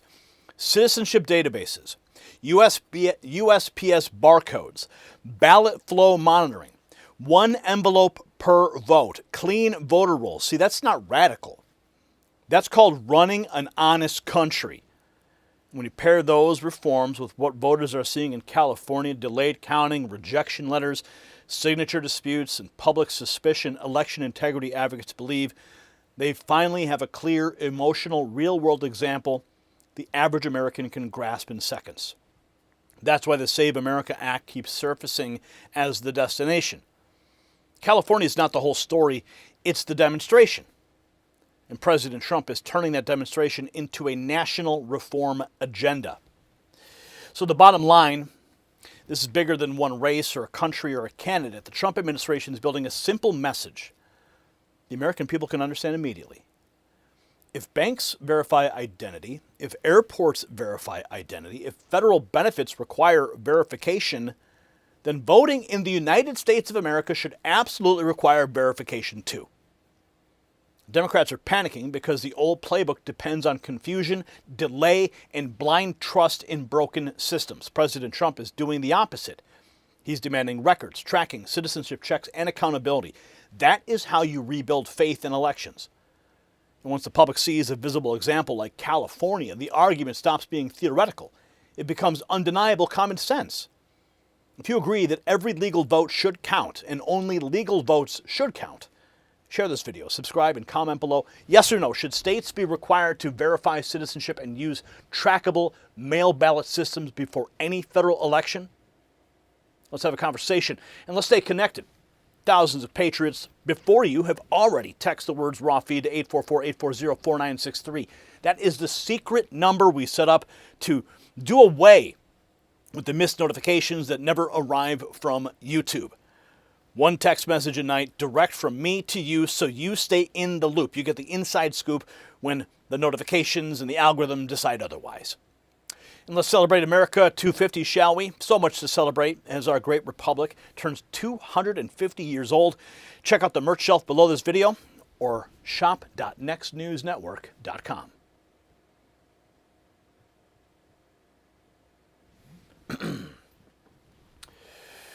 So, California is the test case. President Trump and the United States Postal Service are taking action. Now we're moving into what's going on, a massive fraud hunt. The FBI making some big moves. The fraudsters are panicking. Trump's fraud hunt begins. Wanted, busted, and exposed. That is what is next. We're moving. Gary, we've cheered and cried along with you. We love you. Thank you for the truth. Thank you, Podhead Kenny. Appreciate that. Okay, Brian, I am ready to move along into our next topic when you give me the all clear. Okay, it looks like we're ready to go. Right now, the real story is not one arrest. Is that the Trump administration's crossed the line from exposing fraud to hunting it down in public. We're watching the enforcement phase begin in real time. Wanted posters, federal indictments, funding cuts, and suspects getting hauled in. For years, Americans were told that the waste was unavoidable, the border chaos was compassionate, and the missing money was just bureaucracy. No more. Now the message from Washington is simple. If you stole from taxpayers, abused our systems, or hid behind politics, your clock is running out. And one arrest just proved the machine is real. This matters because the American people have been forced to live through a long chain of institutional betrayal. Under the former Biden administration, millions of illegal aliens were reportedly handed Social Security numbers after filing asylum claims, often with little or no meaningful verification. That's according to material highlighted by DOJ investigators. The numbers cited are staggering. Hundreds of thousands, then nearly 1 million, then more than 2.1 million in 2024 alone, before Biden left office. Add that to warnings that Social Security is on track for insolvency by 2032, and the outrage writes itself. Then you have the undercover footage circulating online in which a State Department official allegedly admits the quiet part out loud. Demographic engineering, open border cynicism, and contempt for traditional Americans. Whether every word survives scrutiny or not, the broader point is clear. Americans believe the game was rigged against them. And that's why this new Trump administration fraud offensive is landing with such force. And when systems break down, whether in government or in your own home, real solutions matter. Now, you've probably seen the clip. Joe Rogan sitting with Mel Gibson talking about people close to him who went through serious health struggles and then saw dramatic turnarounds. Rogan brings up light-based therapies and how they impact the body at a cellular level. Gibson says that straight the stuff works, and that got my attention. In my own life, I watched something similar unfold. For a long time, my wife dealt with constant discomfort and anxiety, and seeing that wear on someone you love is tough. And then I learned more from Jonathan Otto and discovered red light therapy. If you want to check it out for yourself, there's countless interviews with Jonathan right here on the channel, or just go to myredlight.com. Use NNN25 for individual items or NNN30 for bundles. It's simple, non-invasive, and worth looking into if you want another option. Now back to a government that's finally starting to act like accountability is not optional. See, here's the twist that changes everything. The administration is not treating fraud like paperwork anymore. It's treating fraud like a public threat. That's why you are seeing most wanted fraudsters list, coordinated action from the White House task force to eliminate fraud, and agencies moving together instead of hiding behind memos. This is not just about recovering money. It's about deterrence. It's about making the next person think twice before looting taxpayers, gaming immigration systems, or using politics as cover. And the first visible takedown just sent that message nationwide. Daniel Fitzgerald, State Department official responsible for allocating U.S. foreign aid and bribes across the Western Hemisphere, confirms on video, despite USAID pouring over $4 billion into programs for 4 years, the Great Replacement theory is real. The deliberate importation and protection of illegals is intended to fundamentally alter and ultimately overthrow the United States of America and Western civilization as we know it. The State Department official Daniel Fitzgerald affirmed. Undercover video from Project Veritas. There's got to be some things that you're like, man, I wish I could tell the world about this. Oh, there's a lot of things, but mostly with immigration. I wish people knew that we're letting in criminals daily. The big issue for the Hill, for our region, is migration. So we poured a lot of money into Central America. Like how much? $4 billion over 4 years. But now migrants are coming from elsewhere, right. Like Venezuela. Somos de nacionalidad venezolana. Tenemos vuelo para Nueva York. Entonces, ¿le compraste un vuelo con Spirit? Sí. 40. Sí, entramos con la cita de CBP One por el puente fronterizo. So what is the end goal? Why are they allowing it? They want to change the demographics of the United States. So our aid goes to female prisons in Mexico. Some of them, yeah. Yeah. To like help train them up. I'm working with gender issues in Pakistan, so we're trying to recruit, retain, and advance more women in law enforcement. The question becomes, should we be spending U.S. taxpayers' money in our country on this issue? Women that they don't seem to care about. Secretary Blinken, how close are you to him? 5 degrees separation. This is such a niche industry that flies under the radar that the average American does not know. Most people don't know what we do. Mr. Chairman, thank you very much to you, Ranking Member Risch, all the members of the committee, and thank you for the opportunity to testify today. He has briefings coming up in 2 weeks. He has briefings? Yeah, on the Hill. About? The FY 2025 budget request. And that's like with all the congressional people. The big issue for the Hill, for our region, is migration. Oh my. How to stop migration. What are we doing to stop migration? He's not accountable for that, is he? Yeah, we do stuff for it. Oh, do you? Yeah. Oh, I didn't realize that. It's called the root causes strategy. Ooh.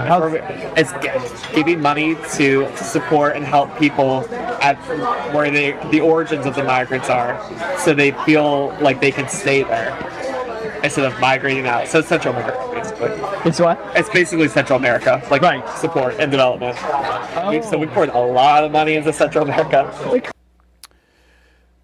So, the undercover tape points straight to a system built to reward illegal entry. Now we get the numbers. Millions of Social Security numbers reportedly handed out under Biden while the program itself races toward insolvency. Social Security on track to become insolvent by 2032. to reveal what's really going on. Doge exposed our immigration asylum disaster. That was the tip of the iceberg. Now, here's the story. Doge has found that immigration gave a work authorization document to illegals just 5 months after they filed for asylum. That document allowed them to work while they waited to hear whether their asylum request had been accepted or denied. So they could work as an illegal, knowing it would take years before their case was heard. The Immigration Department mailed them a Social Security number. No interview, no proof of identity. They just put it in the mail. Here's your number. In 2021, Doge says 270,000 new aliens were issued Social Security numbers, 590,000 in 2022, 964,000 in 2023, and 2.1 million in 24, right before Biden left office. Doge also discovered that 1.3 million aliens are now receiving Medicaid. Millions received driver's licenses, some registered to vote, and Doge says some actually did vote. Try and square that against Democrat claims that Musk is destroying Social Security and cutting Medicaid. He's not destroying. He's weeding out people who don't qualify. Who is really guilty of misinformation in this case? It is not Elon Musk. So the Biden administration issued 4 million Social Security numbers to illegals. If you're not outraged, you're not paying attention. So that was just not just an open border problem. Benefits paperwork, taxpayer money moving fast. Next, the FBI shows what happens when the fraud task force starts naming names with its first arrest off the new most wanted list. Trump Daily Post reporting that the FBI made its first arrest from the new most wanted immigrant fraudsters list. Saeed Abdullah Areg allegedly stole over $4 million from the child nutrition program. Kash Patel is not playing around. They're coming for all of them. Our society's from. We rely on you. Our best form of information is the American public. Take a look at this top 10 most wanted. Let us know any information. There is no bad piece of information. The only bad piece of information is the one you don't give us. So call 1-800-CALL-FBI or go to FBI.gov and help us apprehend more fraudsters. The last thing I want to talk about is the work of the FBI.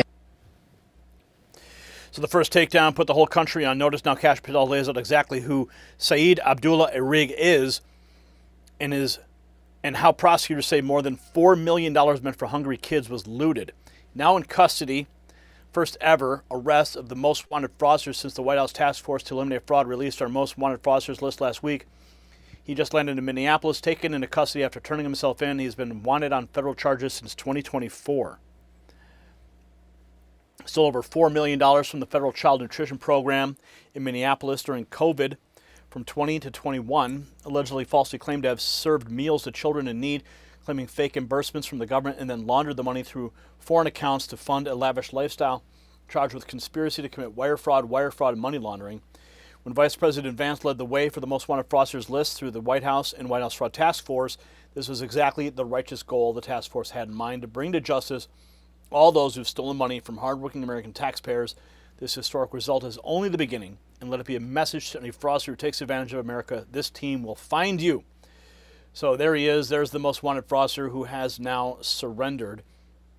So after the child nutrition scam bust, the pattern gets uglier. This time, a Georgia Democrat lawmaker under indictment for allegedly cheating the pandemic unemployment program. News here at 6. Federal agents charged a second Georgia lawmaker with defrauding taxpayers through pandemic unemployment insurance. A grand jury indicted Stone Mountain Democrat Karen Bennett. Prosecutors allege she obtained unemployment benefits for employees even though her business remained open through the pandemic. Bennett becomes the second Georgia lawmaker arrested on pandemic-related fraud charges. A grand jury also indicted Covington Democrat Sharon Henderson last month. Both are out on bond.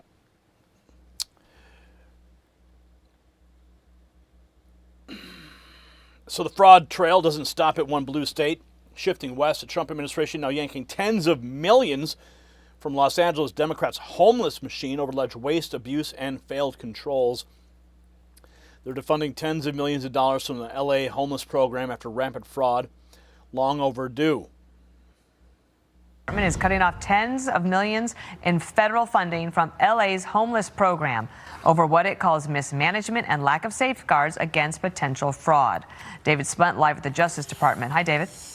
Hi, Dana. Hi, Bill. This is a huge blow to this L.A. homeless authority. It's called LAHSA. They just were informed within the last hour that they are losing these tens of millions of dollars. They've gotten almost over $1 billion since 2021 in federal taxpayer funding. Now they're going to lose it as this investigation goes underway. This is from the White House Fraud Task Force in coordination with Housing and Urban Development. This is a 13-page letter that we obtained exclusively sent to this agency. According to the letter, LAHSA's received, as I said, $1 billion from HUD since 2021. The letter goes on quickly to point out that L.A. County has withdrawn funding for the agency. The city of L.A. is considering the same. The letter continues. HUD has evidence that LAHSA's repeated false statements and its irresponsible actions and failures, including its lack of financial management, internal controls, and safeguards against conflicts of interest, pose a threat to HUD, the public, and those living on the streets of L.A. Now, homelessness is a real problem in L.A. and other parts of California. It became a central focus of Republican mayoral candidate Spencer Pratt's campaign, though he ultimately was defeated at the polls. According to the numbers, $953 million was allocated in fiscal year 25-26 by the agency. Approximately 44,000 unhoused homeless people, approximately $22,000 per homeless person spent. FTC Chairman Andrew Ferguson, who's the vice chair of the Fraud Task Force, says that LA didn't care about the homeless, but the Trump administration does. Ferguson is part of this overall task force. They don't just have their eyes set on Los Angeles, really all 50 states, but a big blow to this agency today, guys. That's really interesting. Big blow to the agency. After the crackdown on LA's homeless money pit, the fraud sweeps keep rolling. Federal prosecutors arrest Mahendra Makajani in the case alleging nearly $100 million in bank fraud. An Indian man has been arrested on federal criminal complaint. He defrauded a bank out of nearly $100 million. He's facing up to 30 years in prison. He came to the U.S. from India, is now finding out thanks to the DOJ's massive focus on fraud. Exposed billions of dollars in benefits that have been stolen from the American people. We referred over $22 billion in fraudulent small business loans back to the Treasury for collection. We deferred more than $1.3 billion in fraudulent Medicaid reimbursements that were coming from various states, particularly California. We put a 6-month hold on enrollments for new hospice and home health care providers because so many of the newer hospice providers were not actually providing hospice services, but were just focused on fraud. So we're going to cut that out for a little bit and try to get to a place where we can actually certify that the people providing hospice services are actually providing those very necessary and important services. We recovered taxpayer funds from the $135 billion stolen after the floodgates were open in the immediate aftermath of COVID. We have found $6.3 billion in suspected fraudulent government contracts, which were mostly awarded during the last administration, and that has stopped.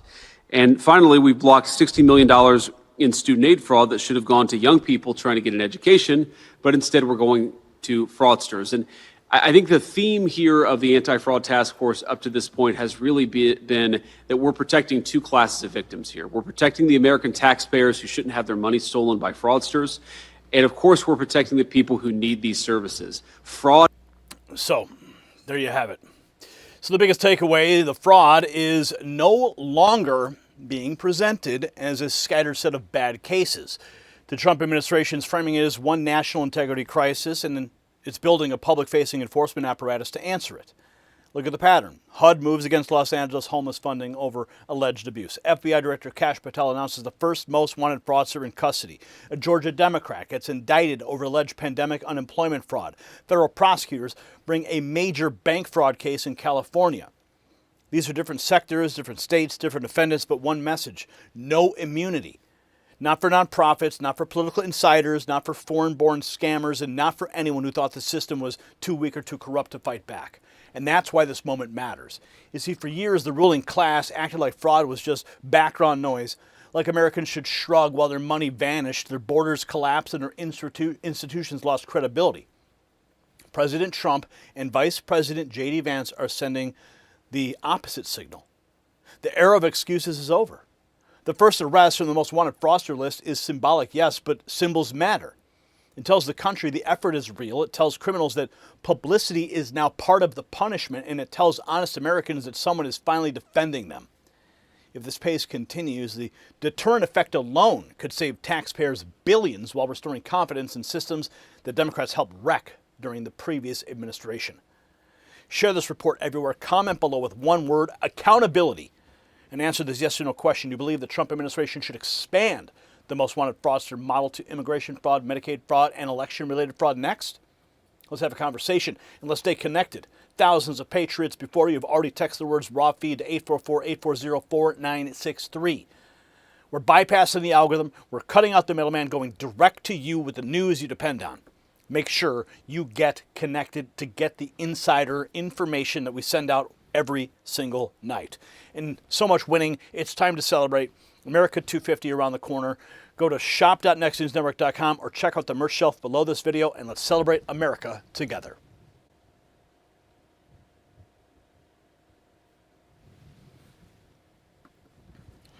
The fraud busts are happening. You want perp walks? Well, they are happening, friends.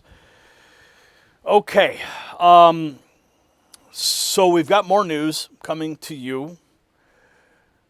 It's not just fraud, guys. Remember all those missing children during the Biden administration? Massive news from the Department of Justice today.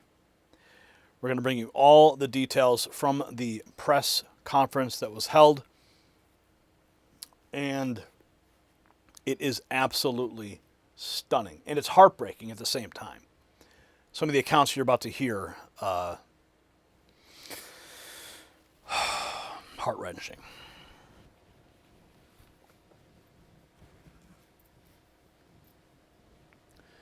Remember when the corporate media turned border coverage into theater, complete with tears and outrage and nonstop lectures about compassion? Now compare that spectacle with what the Trump administration says it inherited from the previous administration. Hundreds of thousands of unaccompanied children funneled into a broken system, more than 300,000 unaccounted for by the end of 2024. And criminal networks allegedly exploiting government loopholes to move kids across the country. This is not just an immigration fight anymore. This is becoming a child protection reckoning. And Democrats suddenly don't want to talk about it. The question now is simple. Who knew, and why didn't they stop it? I'll tell you why this story matters. You see, the Trump administration is not just arguing about walls, asylum claims, or deportation numbers. It's moving the entire debate onto moral ground the left cannot easily escape. Attorney General Todd Blanche says that more than 475,000 unaccompanied minors entered the United States when Biden was president, and over 300,000 could not be accounted for by the end of 2024. Think about that. Let it sink in. These are children, many placed with so-called sponsors, some whom allegedly lied on forms, misrepresented relationships, and took in multiple unrelated minors. Blanche says DOJ and DHS was already identified more than 15,000 so-called super sponsor cases. And now the Trump administration is announcing indictments of illegal aliens accused of smuggling children by gaming a system the previous administration left wide open. That's the real fight. Not theory, not slogans, but whatever vulnerable kids were handed over to traffickers while Washington looked the other way. Now, before we go further, pay attention to this, because protecting your family also means protecting your money. If you or someone in your family is on Medicare, this directly affects your wallet. You see, Medicare is confusing by design. The mailers, the robocalls, the fine print, the commercials, it's all built to keep you overwhelmed, so you pick a plan and never look at it again. That's the Medicare confusion industrial complex, and seniors are paying for it without even realizing it. See, Chapter is simple by design. One call, one advisor. They look at your doctors, your prescriptions, your plan options, then help you compare what actually works for you. Some seniors could save as much as $1,100 a year by just reviewing their coverage. So don't leave it to chance. Call Chapter at the number on the screen. Pause the video, write it down, 910-728-4109. And get real help from someone who will actually walk you through it clearly today. Now, back to a story that's quickly becoming one of the biggest moral indictments of the previous administration. See, here's the twist the media do not want the audience thinking about. This may be the strongest case yet for aggressive immigration enforcement, because it's no longer centered on immigration alone. It's centered on what happened to children after they entered the system. And when Blanche talks about super sponsors, the entire focus changes from politics to verification, fraud, and who signed off on placing kids with strangers. That's where this gets explosive. And that's exactly why the tweets and clips we're about to show you matter so much. A reporter asked, saying that illegal alien children being human trafficked was encouraged is quite a charge. What evidence do you have? His response. To say that it was encouraged, though, is quite a charge. I mean, what evidence do you have of that? What evidence of what? To say that it was encouraged, this behavior, is quite a charge. Well, you can insert whatever word you want. I said encourage. If you know there's a problem and you're in a position of leadership to stop it and you don't stop it, what word should I use? I mean, I use the word encouraged. If it isn't as if this was a single day problem. You have a situation that happened over a number of years. They knew it was happening. It was brought to their attention it was happening, and they didn't do anything to stop it. As a matter of fact, when you look at the end of 2024, and there were 300,000, like you just think in your mind that number and that number of young children, and then we had no idea where they were in this country. I mean, that's I continue to use the words encouraged. So Blanche just shut down the media dodge. If Biden officials knew kids were being trafficked and did nothing, that's not an accident. Now we get specific announcing indictments in Ohio and exposing more than 15,500 so-called super sponsor cases. Today we are announcing the indictments of 3 individuals: Maritza Kawik Koch, her brother, Carlos Agustin Kawik Koch, and Gladys Marina Call Chen.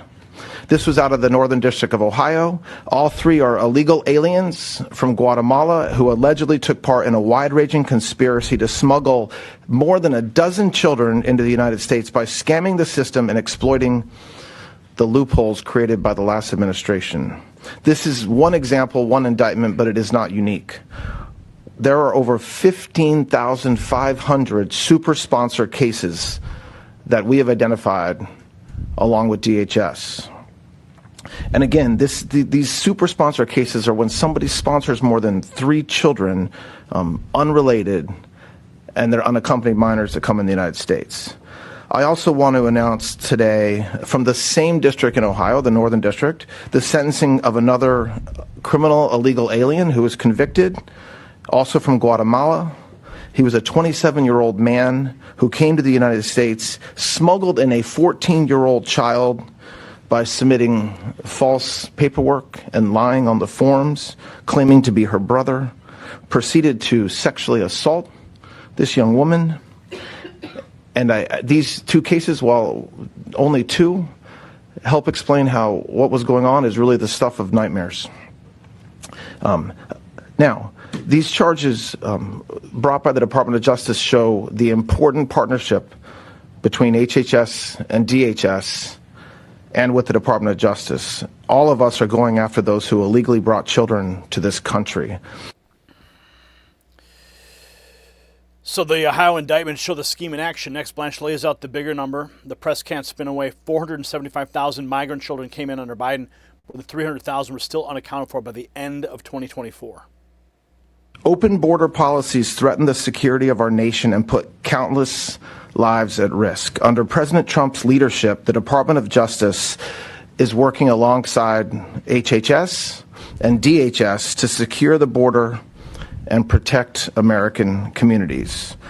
There's a lot of ways that we do this. It includes punishing those who exploited the system and smuggled unaccompanied children across the border during the prior administration.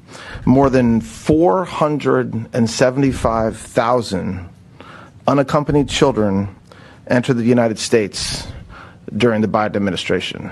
475,000. Over 300,000 cannot be accounted for at the end of 2024. The way that this happened was typically because the criminals calling themselves sponsors trafficked these children to the border, usually committing fraud to do so. And oftentimes the children were abused, assaulted, and certainly exploited. In some cases, individuals would sponsor multiple children, which required them to lie to government personnel and on government forms, claiming they were close relatives when in fact they were not. They would use fake or stolen identities and make other false claims during the application process in order to obtain custody of the children. I think I'm stating the obvious that when government fails to protect our borders, it is the most vulnerable who suffer. And this department and this administration has zero tolerance for unlawful activity and is committed to protecting children who suffered the consequences of open borders. So after the numbers, remember how the corporate media acted when Trump was in office? Watch the contrast. Rachel Maddow chokes up over border children, while the same press barely blinked as hundreds of thousands vanished under Biden. Rachel Maddow, June 19th, 2018. The AP has just broken some new news. This has just come out from the Associated Press. This is incredible. Trump administration officials have been sending babies and other young children. Hold on.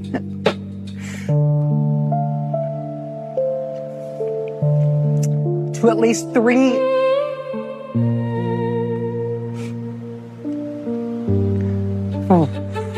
Put up the graphic of this. Thank you. Do we have it? No. 3 tender age shelters in South Texas. Lawyers and medical providers. Just. Yeah, of course. The old media theater looks even uglier once you hear what Trump's team says they were finding now.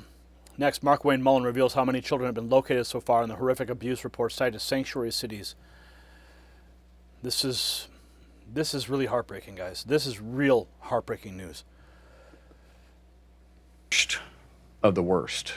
You know, I tell people that I haven't quit smiling since I've been Secretary of the Department of Homeland Security, but I have to take that back because when we start digging into these cases and you start hearing the absolute horrific things that took place underneath the Biden administration, under true neglect at best and criminal at worst, to allow 450,000 kids to go missing throughout this country. President Trump has made it a point to go find these kids. And because of our partnership with HHS and DOJ, Department of Homeland Security, truly using the best of the best, which the Democrats sometimes want to demonize because a lot of times this is ICE, this is HSI, this is CBP. These individuals that the Democrats seem to want to defund, but because of President Trump, we finally funded them for 3 years. We're able to push and go find these kids. We found 146,000 kids so far. 146,000 kids. We still have nearly 300,000 missing. We're investigating reports to where some of these kids claim that they were raped 600 to 700 times. I don't care who you are. I don't care if you have kids, if you don't have kids. I don't care if you're a liberal, you're independent, you're a Democrat, you're a Republican. If you can't stand for law enforcement to go find these kids, who are you? Who are you? Every leader should understand what's going on. And do you know where we're finding the most of them? Sanctuary cities. Because they know they're safe. Because we know they're safe.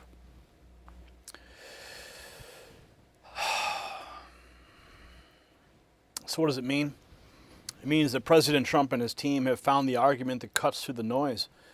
Not a paperwork argument, not a budget argument, a moral argument.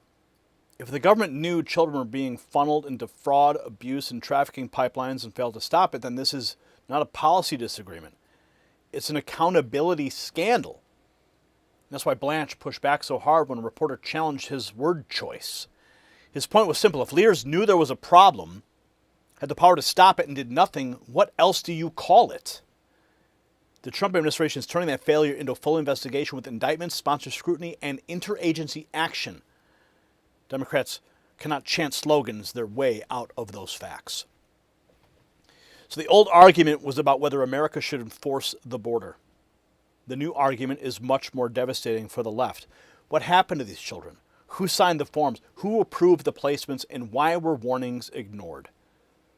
Under President Trump, DOJ, DHS, and HHS are finally treating this like the emergency it always was. We now know 146,000 children have reportedly been found so far, which is good news. But we also know nearly 300,000 were still missing, according to these officials. And some of the abuse allegations are so horrifying they are almost beyond words. And that should outrage every decent American, no matter the party. So here's my question for you. Should every official who looked away be investigated, yes or no?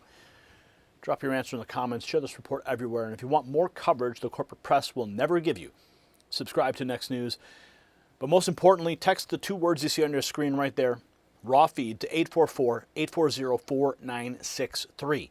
We're cutting out the middleman, going direct to you. When the notifications never arrive, when the algorithm buries us under garbage, we will still stay connected. I will send you one message every night. You'll get the download. You'll get the link so you can pay attention and get caught up with everything that you missed, everything they tried to bury.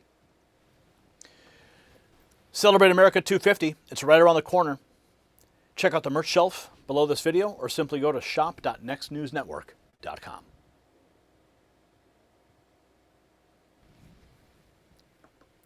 So that is a wrap for the show tonight. Thank you guys for joining us on Between the Headlines in partnership with Trump Daily Post. Make sure you give them a follow if you haven't done so. Also follow us at Next News on X. But most importantly, our flagship channel that we've had around since 2012 on YouTube. That is where we publish all of our content as well. Over 2 million followers and over 2 billion views since the channel was born. We're also on Rumble and on Kick, so you can check us out on all those places.